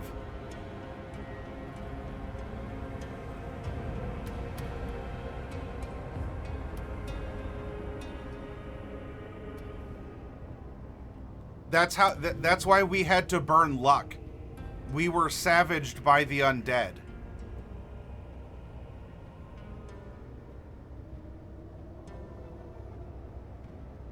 No, we don't have to. We could just not go. He only suggests going to the Parthenon at sunset.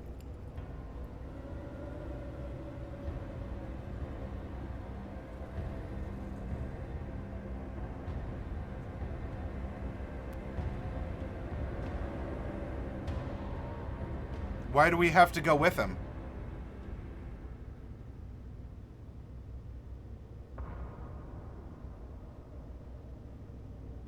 I don't mind going with him. I just want to know what your thinking is.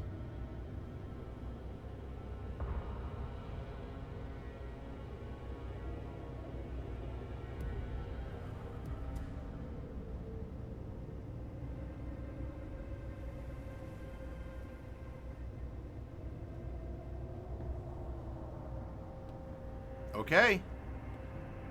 Go to 79. His small apartment is cluttered with books and filled with rich aromas. It is the room of a scholar. Attempt a knowledge education, Cthulhu mythos, occult, spot hidden, and listen rolls. Write down the successes or failures of each, then go to 112. Alright, after FOV.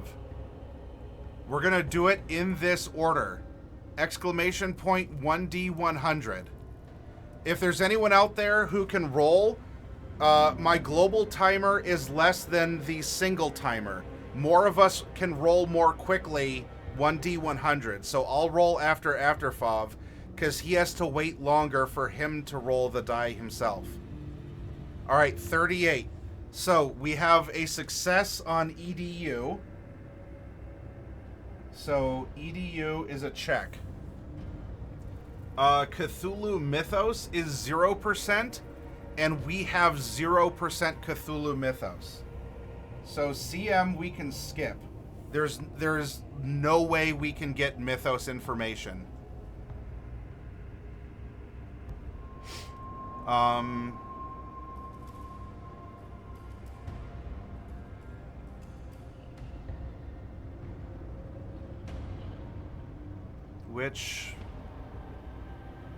Where were we? There we go. Occult. I'll roll occult. We have a 40% chance.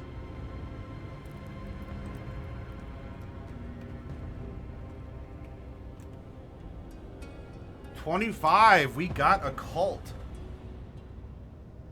Nice. Next up is spot hidden, which we have a 45% chance. That's not too bad. After FOV, I believe your timer's reset. See if you can get a 45 or below on spot hidden.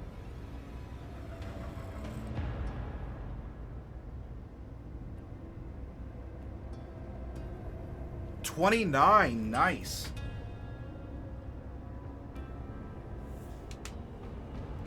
And then lastly, it looks like it is a listen roll. Listen is at 20%. Is there someone out? Is there a third person out there who can roll this? I supposedly have 10 people watching.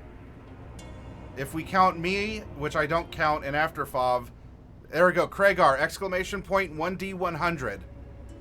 And we need a 20 or better if we can listen in on something. 53, not enough, and I don't think spending 33 of our remaining 37 luck is going to be worth the, if the juice is worth the squeeze. All right, so listen is negative.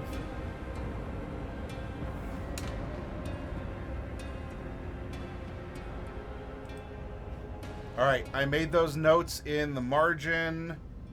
There it goes. Right over here.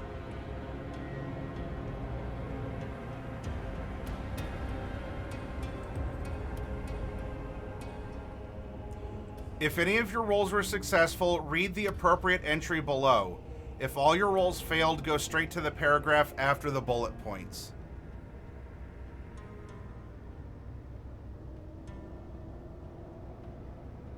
I haven't heard of it, but I hope it's tasty. Take some yummy pictures, Craigar. All right, Cthulhu Mythos or Occult. We did get Occult. You realize Hawk's library is stocked with a strange assortment of titles. Marvels of the Spirit World, Crowley's Incantations, Weinberger's De Monde. Add plus 10 percentiles to your int roll for the rest of this entry only. Spot hidden. You see that the stout chair in the center of the room has odd regular notches and grooves in its arms, legs, and back. Add plus 10 percentile to your int roll for the rest of this entry only. Listen. We did not succeed at listening, so we do not get that. Make an int roll, adding any bonuses for this entry, if any. If you succeed, you realize that you should get the hell out of here. From behind the curtain... okay. So, let's determine if that's the case. Craigar is lurking. After Fav is here, is there someone else who'd like to roll this? We have a 70 intelligence and we're floating a bonus of plus 20%. So we have a 90% chance to realize that we need to leave now. Who is lurking? Who would like to roll some dice? Xbox Aaron? Jacance, Iron Chef Lord, Goblin of Gygaxanor, Game Master's Vault, Blue Joy, Bat Espada. Who do we have? Zesty Key? I'm calling on people. 54. All right, that is well below our 90. Okay. You realize that you should get the hell out of here. From behind the curtain, a hand suddenly reaches out for you, but a successful dodge roll gets you away and out the door. Okay, dodge is 30%. We need to dodge. We have a 30% chance. So, who else is lurking out there? Who wants to roll some dice? You don't need to know the rules of Call of Cthulhu. All you have to do is use your keyboard and type in a command.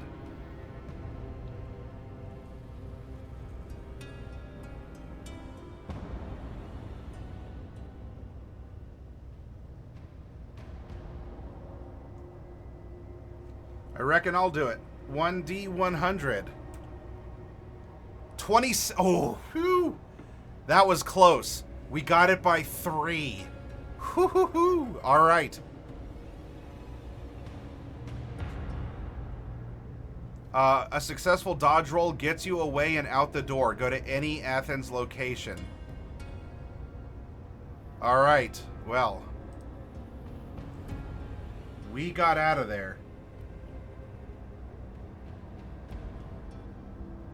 And I suppose that we should go back to our hotel room, as we have eaten at the cafe,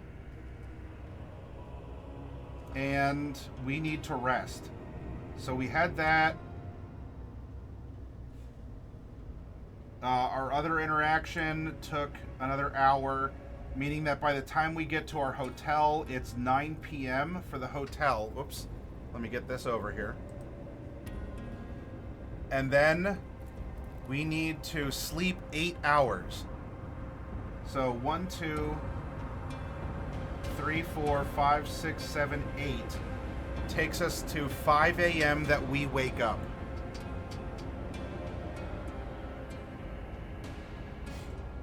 This means that we have our sleep and our meal. Now, I'm not going to presume our translator is waking up at 6 a.m. She is going to be available, I think, during reasonable hours. So what we can do, I'm kind of curious what we might be able to learn at the railway station and restaurant. That's open 24 hours a day.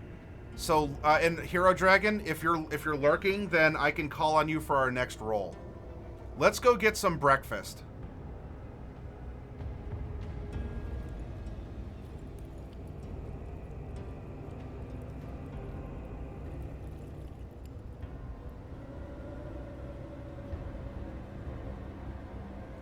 That took us to 173. Hang on. Athens locations. Oh, I clicked on the wrong one. Railway station's 183. The train to Istanbul, Damascus, and finally Cairo leaves daily at noon. It takes 3 days to make the trip. Okay, so we can go by train if we want as well. So we can take a train to Cairo if we want. The train north to Vienna and then to Bremen leaves daily at 9 a.m. While we're here, we do notice that a man looks up from his newspaper and studies us intently. Alright, so we get a meal. We're stared at. There's our sausage. Yeah, GMV, we're in Athens right now.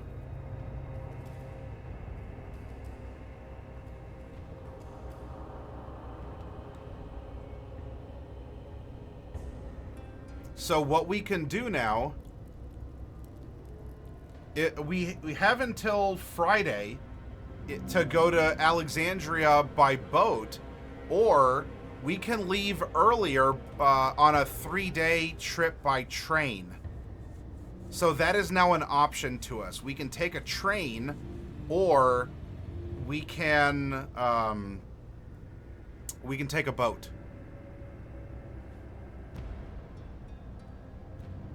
So I'm open to suggestions.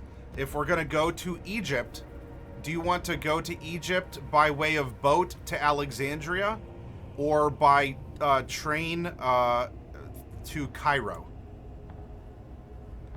Still, we do have a Greek translator, and we can go and do a couple more things while we're here. We can go back to the Athens Bureau of Investigation if we want to ask for the corporal's name to be invoked at the Hall of Justice to learn more about the murder or the self-deletion of our friend while in custody. Or we can go back to the Piostos Cafe and try and get some information from the sailors who are there. GMV, you want to take the train? Okay, Craigar.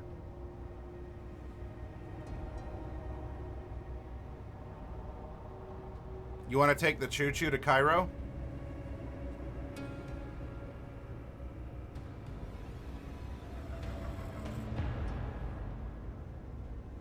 Well, then what are you talking about, GMV? And then after Fav, what's your vote then? Do you want to switch to a train, or do you want to go by ship?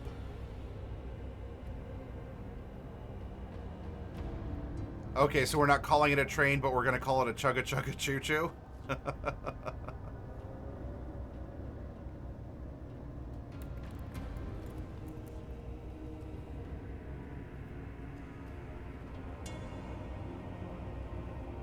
How do you want to die after, Fav? GMV really wants to ride the train.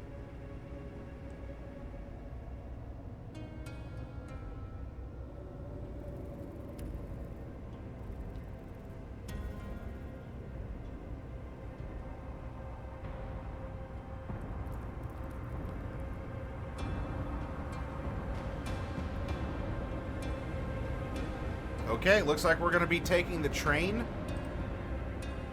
So the train is...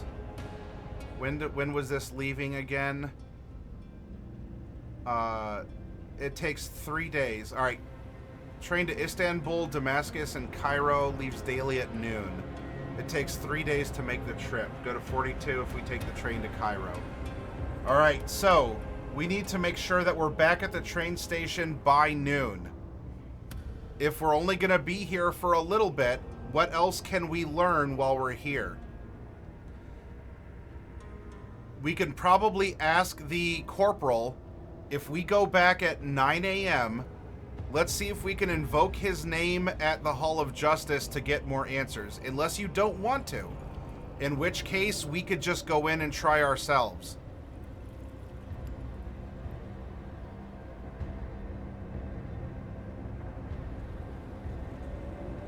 There's not a scripted option to talk to the man who's staring at us intensely, Hero.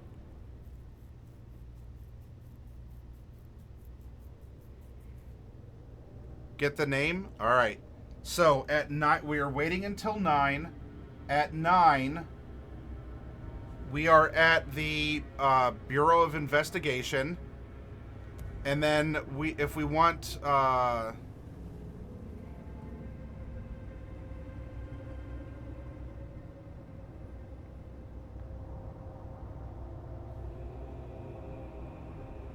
All right. Game Master's Vault, type !1D100. We need a 40 or below in order to be able to get his name to invoke. We might need them. 73 ain't gonna do it. But we can try and get some more information from him.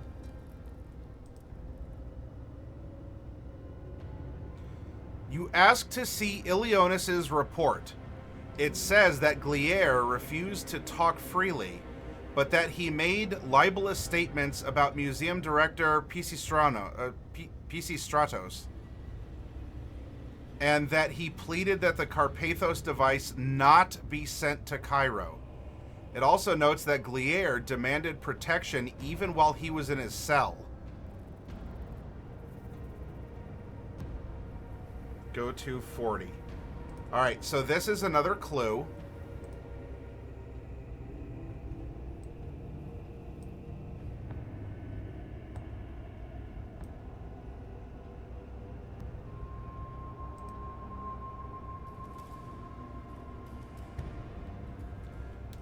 But yes, very strange. Professor Gliere first stealing that device, then taking his own life. I wish I could tell you more. The Carpathos device is mysterious. No one knows its true nature. Perhaps the scholars at the National Museum can tell you about it. If you can make a successful intelligence roll, go to 21. Hero Dragon, ! 1D100. We need a 70 or below.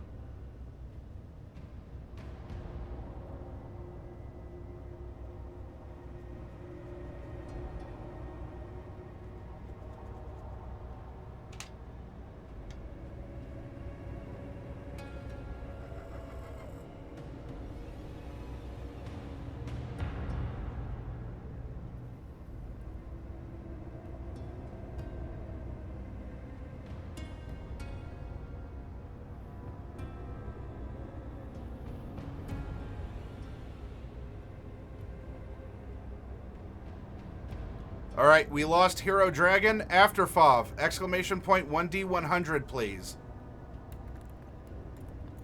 We need a 70 or below.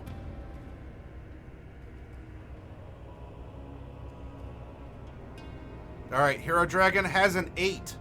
We're going to go to 21. That is not 21. What are you doing?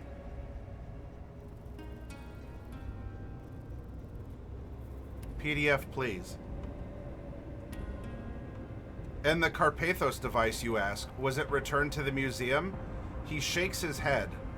Oh no, it was scheduled to be sent to the National Museum in Cairo for a special exhibit. The device may be Egyptian, you see. The plans were not changed. So now we're going to go to 128.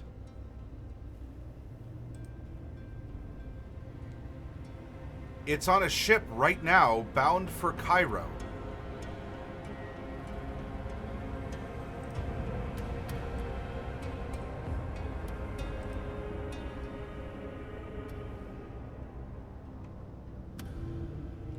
Alright, when you return to this entry from 40, succeed at a psychology roll.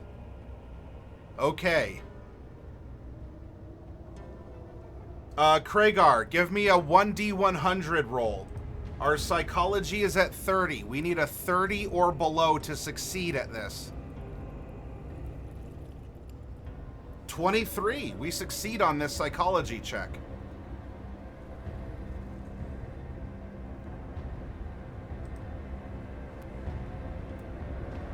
The corporal is friendly but nervous. Yeah, let's get this. You can tell that he is unconvinced by the death report. Something scares him, but he only mutters that he is glad the Carpathos device has left the country. Succeed with fast talk or persuade roll. All right. Let's have GMV. Give me a percentile, please. Our persuade is 40. We need a 40 or below on this.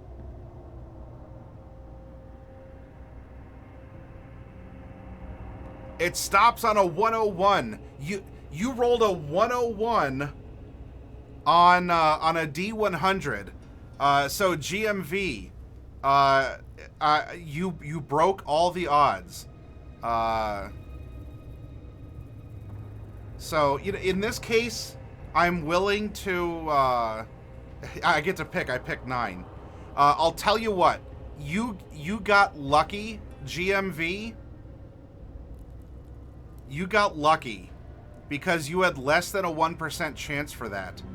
I'll tell you what I'll do. As the GM, for mind-breakingly rolling a 101 on a D100 roll, I will let you roll a 1d10 and I will restore that much luck. Yes, Night Mage, we're going through a Call of Cthulhu mystery.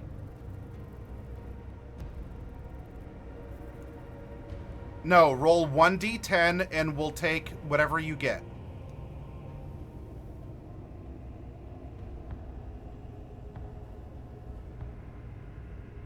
Lands on a 1. We are slightly luckier. There we go. That is your bonus.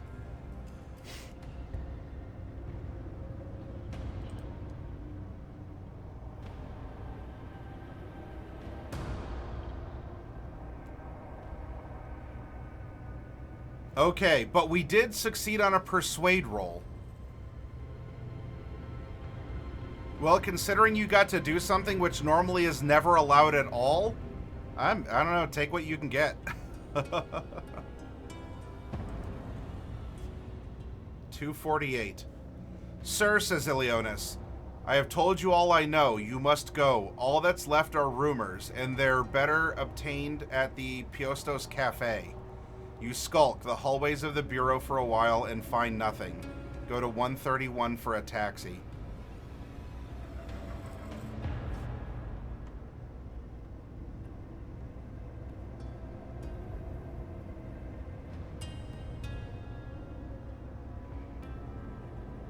Alright, so this is going to mean... So we accomplished this after arriving. By taxi, we can get someplace quicker, but we might have an encounter. We haven't been to this entry before.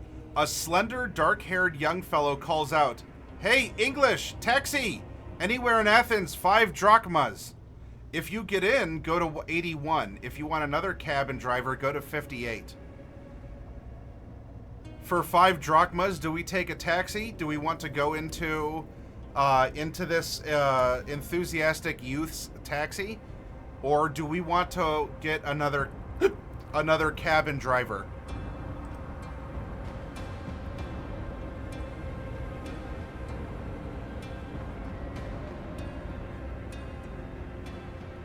And Night Mage, you're welcome to participate.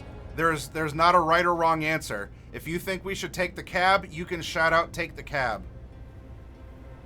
Just go, let's roll, says Hero Dragon.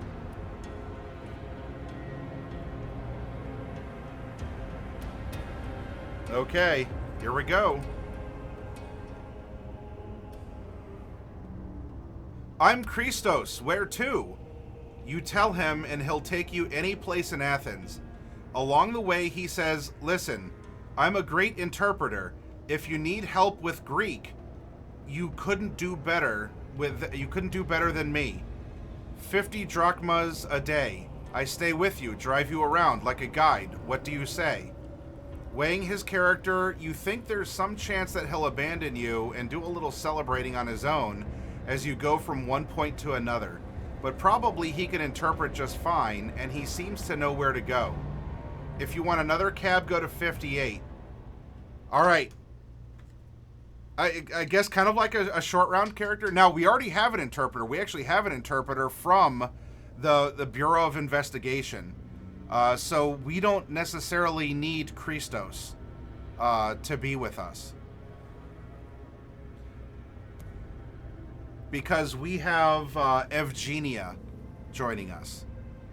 And in fact, we could probably go pick up Evgenia and go talk to the sailors at the cafe for some more rumors. Ditch him. Christos can be Cthulhu fodder.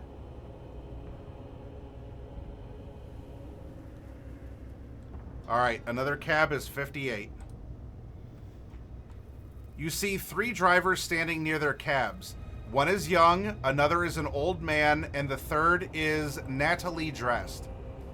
Which will you hire?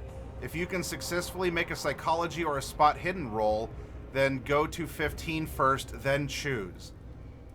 Psychology is 30, spot hidden is 45. Hero Dragon. Actually, hang on. Night Mage, you haven't rolled yet. Exclamation point 1D100. We need a 45 or better to spot hidden. 81 will not do it, and I don't know if we should spend our scant luck. All right. So we don't spot anything out of the ordinary. Do we go young driver, old driver, or the well-dressed driver? GMV says old man.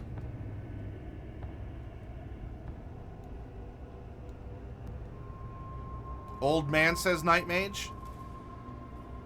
All right, 201. The old man questions you about your visit. He seems almost suspicious.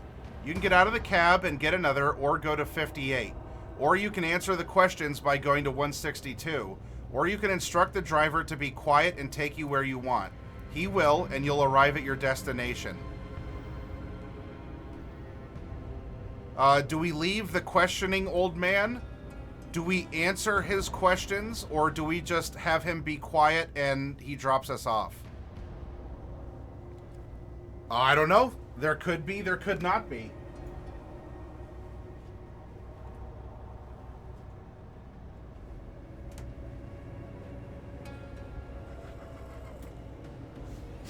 Hero Dragon says answer. Night Mage is implying answer.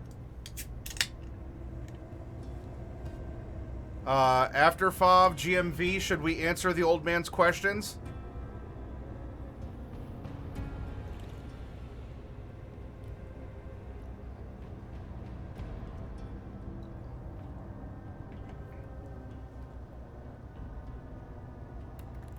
All right.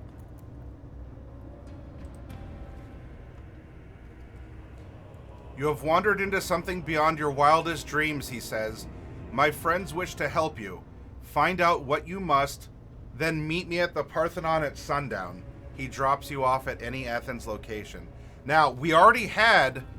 We had the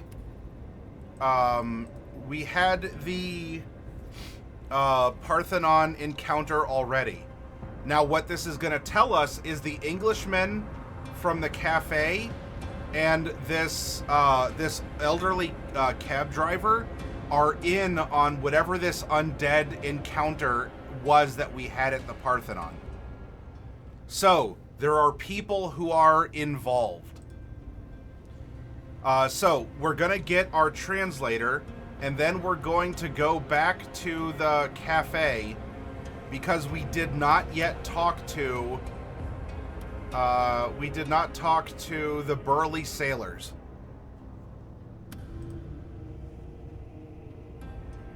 The sailors talk about some kind of curse, which they say is leaving Greece. You also hear that the Kionis, an ocean-going motor ship, is for hire. Ah, okay, so we can hire our own ocean-going ship, I suppose, if we wanted to. But it seems like people are glad that this Carpathos device is leaving Greece, that it was considered cursed.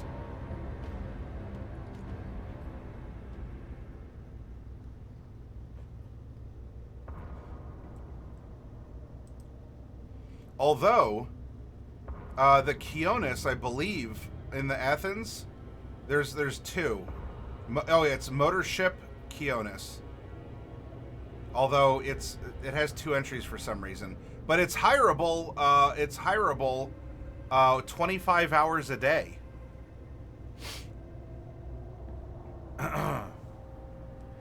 Now, if we have our translator, we picked her up and we went to the cafe.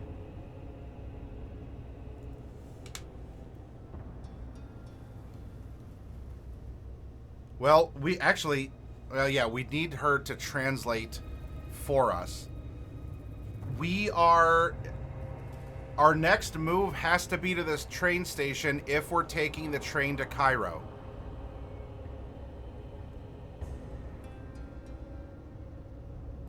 If we're taking the train to Cairo today, it leaves daily at noon. Or we can leave tomorrow at noon as well, if we want to investigate more. Because the only other thing to investigate, if we come back here, that would be to go to the Hall of Justice, where our friend was held, to possibly examine his cell. It might not hurt to get another clue, and we already have a translator. I'm thinking we can catch the noon train tomorrow. This is my instinct. I have not read ahead. I have no idea what lies ahead of us. I'm on this ride with you all. Also, with the bot in chat, everyone, if you copy the message, click on the name, hit the 3 vertical dots, and hit report. Spam, scams, or bots, and hit next. Go to bots, soliciting chat with this message. Control V. Cheap viewers. Yeah, right. Submit report. So be a hero, step up, report. Channels that just block and ban these accounts, that's a solution for that channel, but the more people who report, the better off it'll be.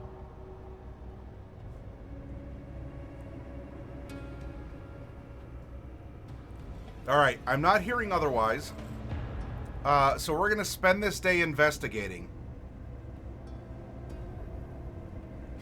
While we're waiting for the Hall of Justice to reopen at 3 p.m., we have a translator. I suppose we can go to...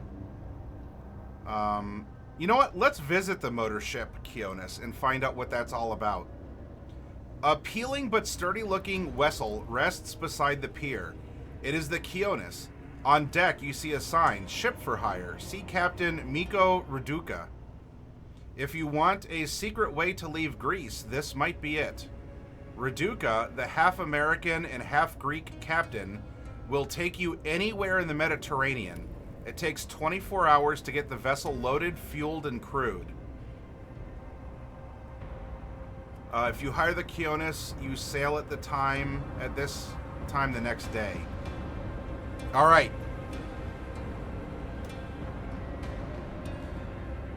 If we want to avoid intrigue, but also maybe clues, we can hire a private vessel to smuggle us out, if we can trust the captain and the crew.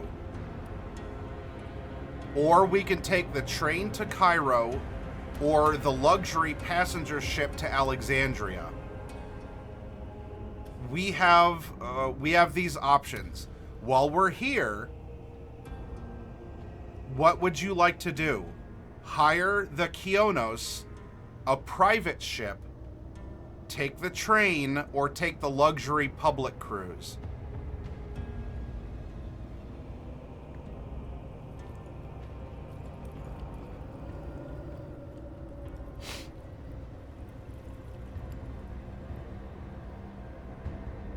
Well, presumably we can reach Cairo from Alexandria. It would just be we're landing in the port at Alexandria. Hi, Blue Joy. All right, so I'm seeing train, private ship. Blue Joy, do you think that we should take ourselves out of Athens, Greece, by way of train, public luxury ship, or should we kind of smuggle ourselves out of this place, as it seems to be crawling with cultists? I see a private ship from Afterfov. Oh, what's for dinner, Blue Joy?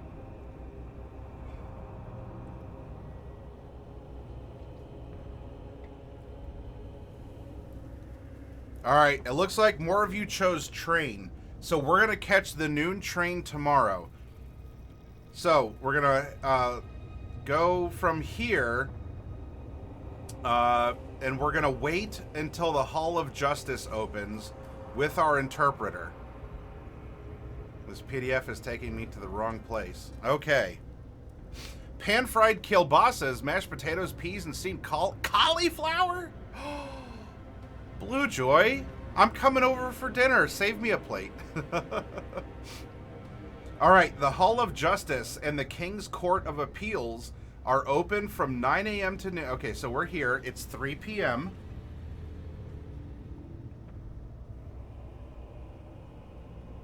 Here we are.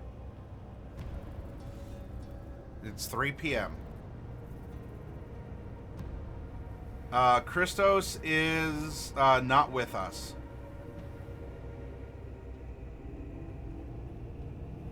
We spent an hour before we're in the right corridor, so it's now 4 p.m.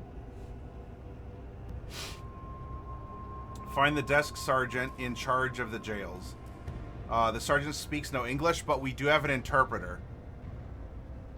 We go to 77.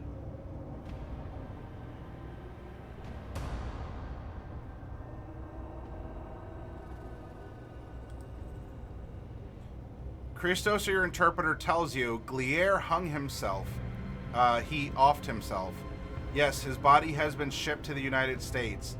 Apparently, the professor left nothing behind to be recovered. If you make a successful psychology roll, go to 180. Blue Joy, exclamation point, 1D100. Cauliflower is great. It's also good if you're trying to replace carbs for things like pizza crusts. Oh, another bot? Okay, everyone. Report this other bot, please. Let's take care of all of these bots. Spam bots.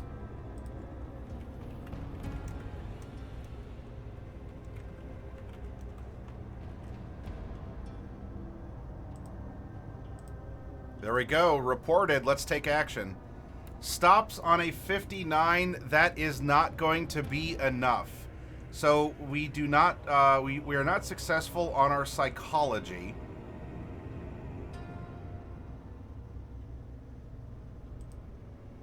If you fail, go to 87.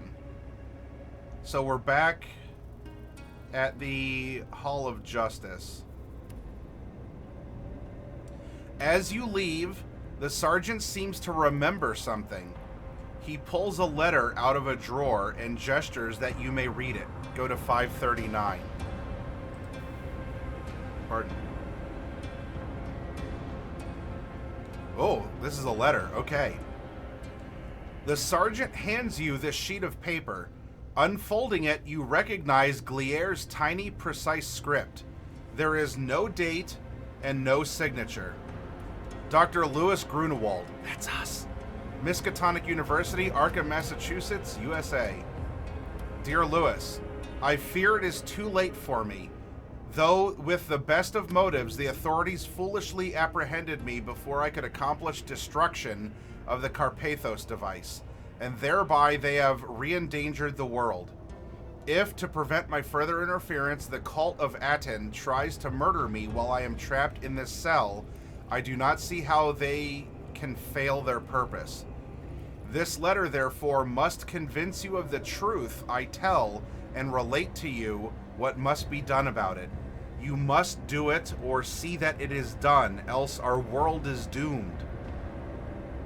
Though our discussions have acquainted you with some of what I now write, you have never accepted my arcane conclusions. I beg you now to do so, at least for the length of this letter. What follows is the situation as I understand it. An Alexandrian-era sorcerer, one Ephagon of Carpathos, was reputed to have constructed a mechanism perfectly replicating the movement of the spheres. According to certain fragmentary evidences, this device was to be sent to Egypt, to agents of the notorious cult of Athens. The record is dim. Perhaps it was designed in Egypt and built in Carpathos, but I digress. Once installed in Egypt, the mechanism could be used in a great ceremony, presaging the end of the world. It would somehow align the forces of nature with the metaphysical powers of an unnamed, exceedingly evil god. The product of the ceremony would be another device, this one very simple, a crystal octahedron, which would be spun like a child's top.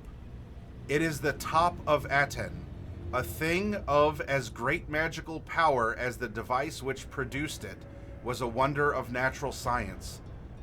By bringing the top of Athens farthest south, to the last city of the oldest beings, and then summoning their god, the cult intended to use their cosmic gyro to alter the rotational axis of the Earth, thereby bringing a strange land, surely Antarctica, once more to life. In the process, the annoying lands, quote-unquote, lands of the sick folk, literally the lands of men, would be destroyed. But the ship carrying the device to Egypt was lost in a great storm, and then Ephagon died. The ceremony was never begun. You'll recall the mysteries surrounding the Miskatonic expedition to Antarctica and its tragic outcome, and you know that Starkweather Moor expedition leaves Bremen this winter to return to Antarctica and reopen the terrible questions which Lake first raised. But have you heard of the Carpathos device, the strange instrument recovered near the island of Carpathos? After examining it, I knew that this was Ephagon's device. Louis, it is my firm conviction that this tale is true, that a great scheme to change Zawarudo has been reactivated by the cult of Athens. Perhaps they employed great magic to manipulate destiny, or perhaps they are exceedingly cunning and evaluate every event for what they may gain of it. But their hour has come round again. Others also believe this. An erudite and cruel man named Stanford has lent me subtle aid, but says that for arcane reasons he may do no more. He is not a friend, but says that in this thing he serves his god. A kinder, gentler Greek gentleman has also helped. Both seem to represent greater powers than man, perhaps beyond our ken. But the cult of Athens is strong. At least, one among them is no man at all, but a... Here the letter ends. There is no second sheet. There is nothing on the reverse side of the sheet.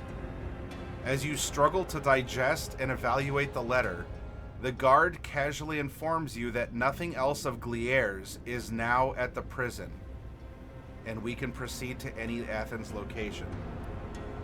All right, let's. This is evidence, so we're going to take this as evidence, and I will post this over in our Discord.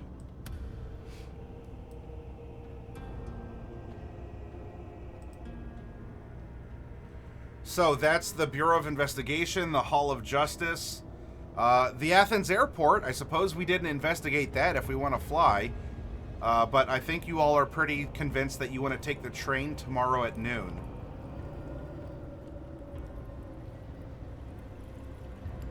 So I don't believe... we can go shopping, I guess, at the Spyro Outfitter and Supplier. As it would take an hour to get there. We'll see if they have anything in particular. Retail store. Accepts currency from any country. You can buy most any item.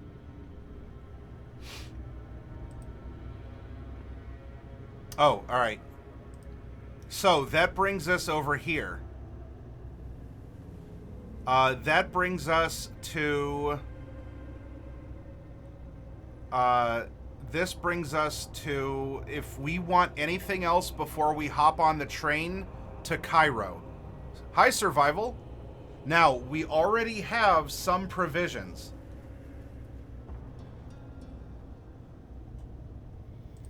This is what we're currently carrying.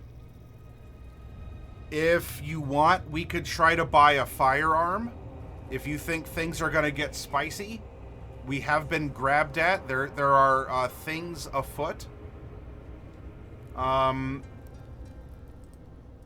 We can buy...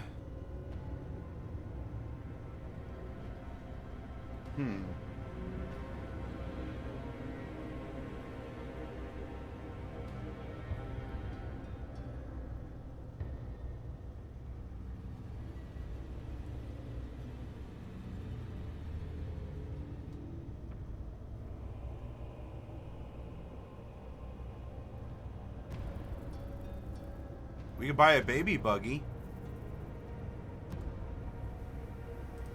We have a lot of things for general travel. We haven't really had to dip into anything or use anything. So far, we've pretty well just bought our way. We had 2,200 in cash. Now, we didn't get to stay for free at the hotel, and there's some meals that we probably did have to pay for. If we look here, lodging, average hotel was $450. A couple meals. Now the ride over was paid for by Miskatonic University, so that was nice. But we're on our own now. We're probably down some miscellaneous funds. But because we also stayed in New York, and we're probably down $100 in miscellaneous costs. Are we good with firearms? I think we have a 25% chance to hit with them. We have a 25% chance with a rifle or shotgun, or a 20% chance with a handgun. Do we have a good shade hat? I don't believe that we do. We have our academic, like we have our professorial suit, and maybe like a change of whatever for the cruise across the Atlantic. Maybe just some whatever casual wear. I don't think that we have desert attire. Though, should we buy that in Athens, or should we go shopping when we're in Cairo? It might make sense to go shopping in Cairo.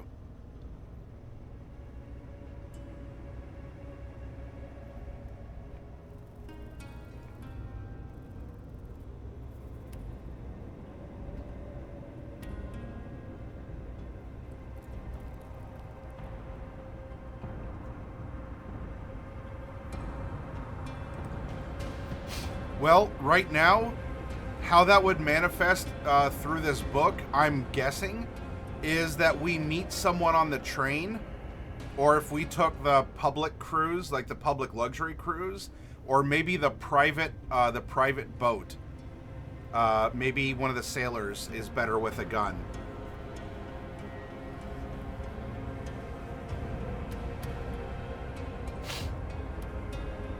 But right now, the best we have is a Greek translator on loan until we leave.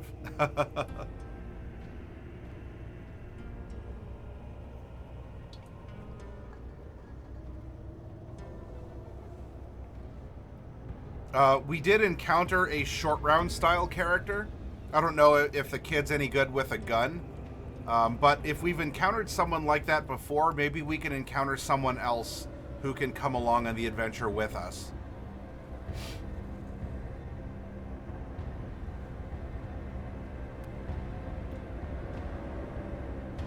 Alright, well, barring anything else you can think of, because we made the trip here, I think what we can do is go back to our hotel.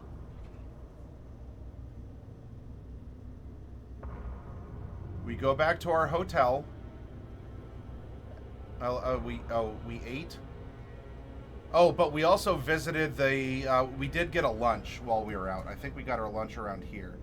So we had our minimum 2 meals a day. We can't eat more. We need at least 2 meals a day and 8 hours of sleep. So we get back to our hotel. Yeah, we have a hunting knife on us, Night Mage. And then we can sleep until such a time that we can make it to the train station at noon to hop on the train to Cairo. So we can conclude, boop, boop, boop, boop, we're fast sleeping and fast traveling. We get, you know, some hours of sleep. We can get up and go to the cafe. Maybe we'll grab another. We'll grab a breakfast, and then boop boop boop boop. We're at the train station at noon.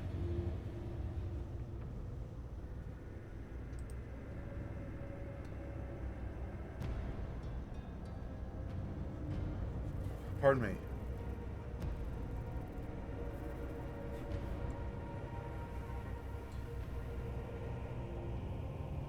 All right, train fares. Oh, that's modern day.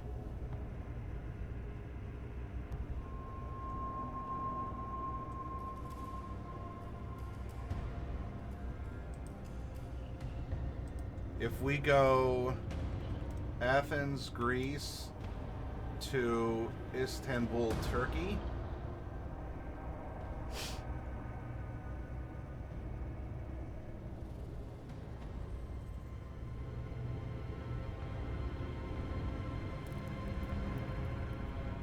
And then, what was that? And then it was Istanbul to Damascus. And then Damascus to... and then Damascus to Cairo. So it looks like that is... I'm just doing a quick a Google map search. That's effectively 1,100 kilometers.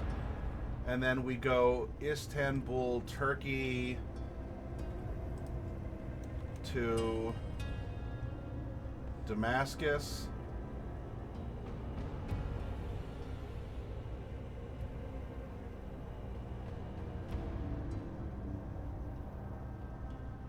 Is about 1,200. And then Damascus, Turkey to Cairo, Egypt. Well, that's the flight distance for that one.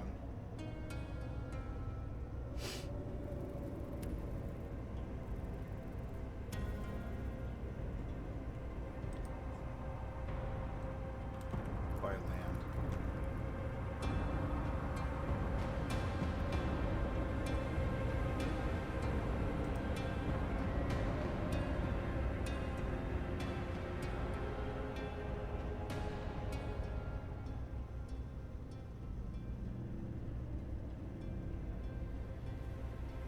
Looks like that's approximately...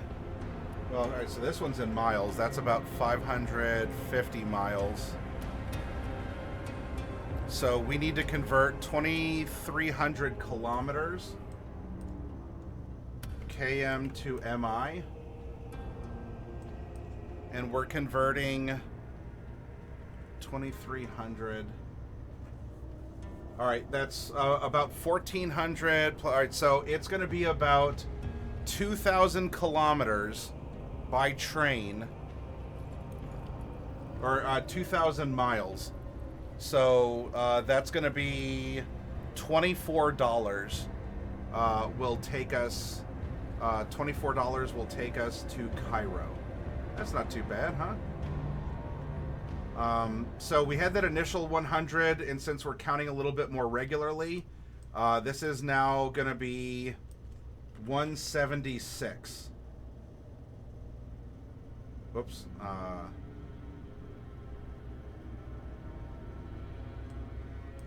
076, because we actually started up here with 2,200 in starting. All right, so that's our cash on hand. You can see what I'm doing here. And then we're going to, we bought our ticket. Istanbul, Damascus, finally Cairo, leaves daily at noon. It takes 3 days to make the trip. And go to 42 if we're taking the train to Cairo. If you don't mind a crowded, smelly seat, go to 75. If you wish for a private suite with toilet and basin, go to 93. Well, I didn't see that we were necessarily traveling luxury. I don't know. Everyone, should we travel in steerage, or should we travel in a private quarter?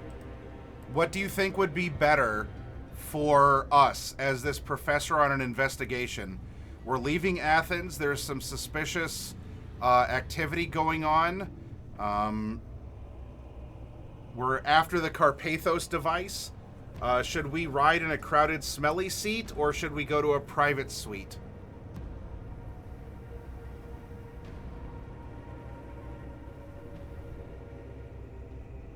GMV wants to ride first class instead of steerage.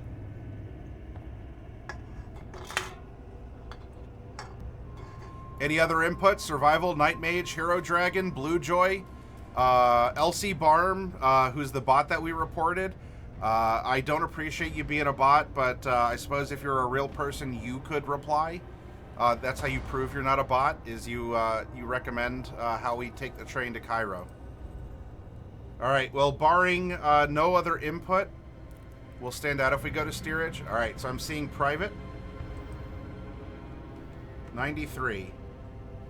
You turn in for the night, the rhythmic clatter of the train soothing your mind. Attempt a listen or a spot hidden roll. Note if you succeed. All right. Let's have, after FOV, a 1D100. We need a 45 or better for this spot hidden.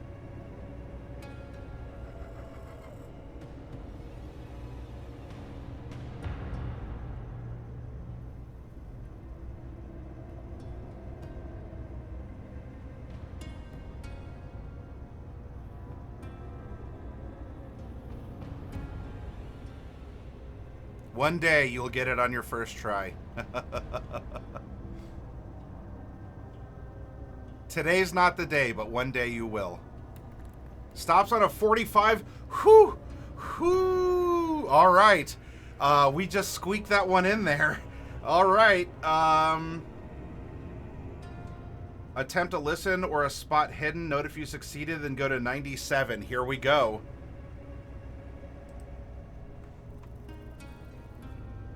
If you succeeded, you hear the slinky sound or smell the reptilian odor of asps. They are slithering on the floor. Two seem to be under the bedclothes. In moments, they'll be at your head. If you stay where you are, you will automatically die. To pull the emergency cord, go to 427. To leap out the window, go to 151. To jump to the door of your room, go to 152. All right. Now, if this is going to call for a particular other test, we can't. We're okay at climbing. We have a 50 at climbing. We have a 70 strength. But how would you like to escape the asps that have been dumped into our private car? We can pull the emergency cord. We can leap out the window. Or we can jump to the door of our room.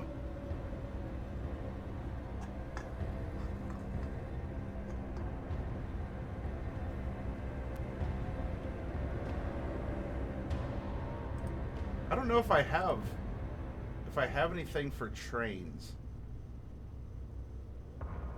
But as we have a bit of adventure going, maybe I can...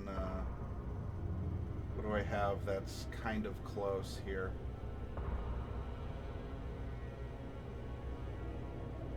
Oh, I do have a train. I have strangers on trains.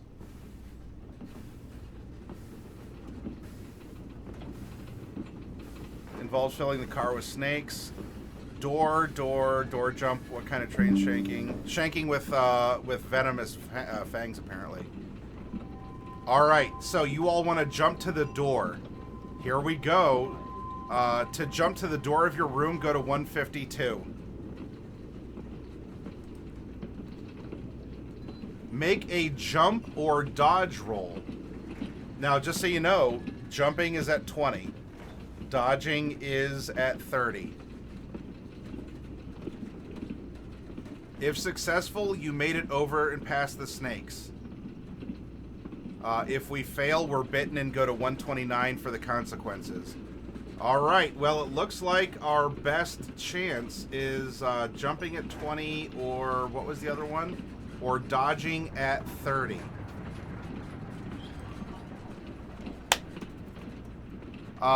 Blue Joy, I think you've only rolled once tonight. Would you roll a percentile in chat? And we need a 30 or below to not get bitten by the asps. 49. All right. Here, now, this is a call. We do. We have 38 luck points remaining. You can burn 19 of those to avoid the snakes. Or we can get bit and see what the consequences are from the asp bite. We have 38 right up here. We can burn 19 of them to make the jump.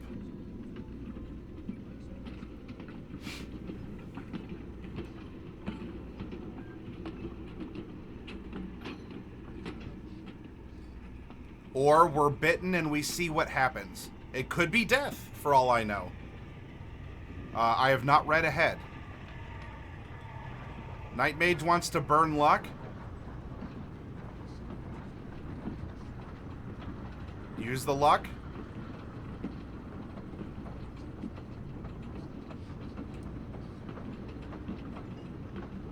Hero Dragon wants to get bit and see what happens and keep the luck. I have 2 for luck, 1 for no luck. Blue Joy, what do you think? Survival, what do you think? Who else is out there? Afterfov. Afterfov wants to get bit and see what happens.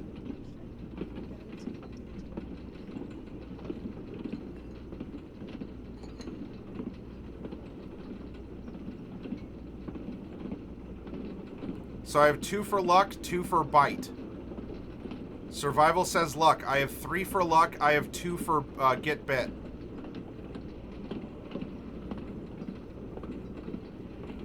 Nope. Kragar, what are we doing? Do we preserve our luck and get bit, or do we burn our luck? Blue Joy and Kragar, tell me. Up above. No right or wrong answer. What do you want to do? Let me know.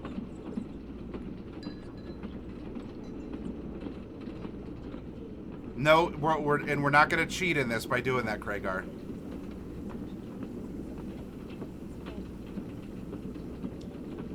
All right, luck has it. So the 9 brings us to 29. The other 10 brings us to 19 luck points remaining. All right, we dodge out of the way. Go to 75. You arrive safely in 3 days. Connections could be made to Istanbul, Damascus, and finally to Cairo. Go to 205. So someone tried to kill us. It's now 3 days later.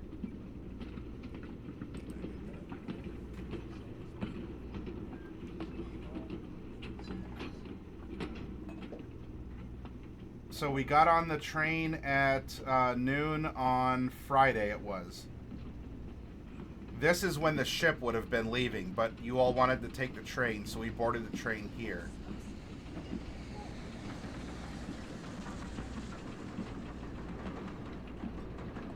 So 1, 2, and here's our here's our third day. We're going to 205. Cairo Rail Station. You can get a good meal here between 5 a.m. and 8 p.m.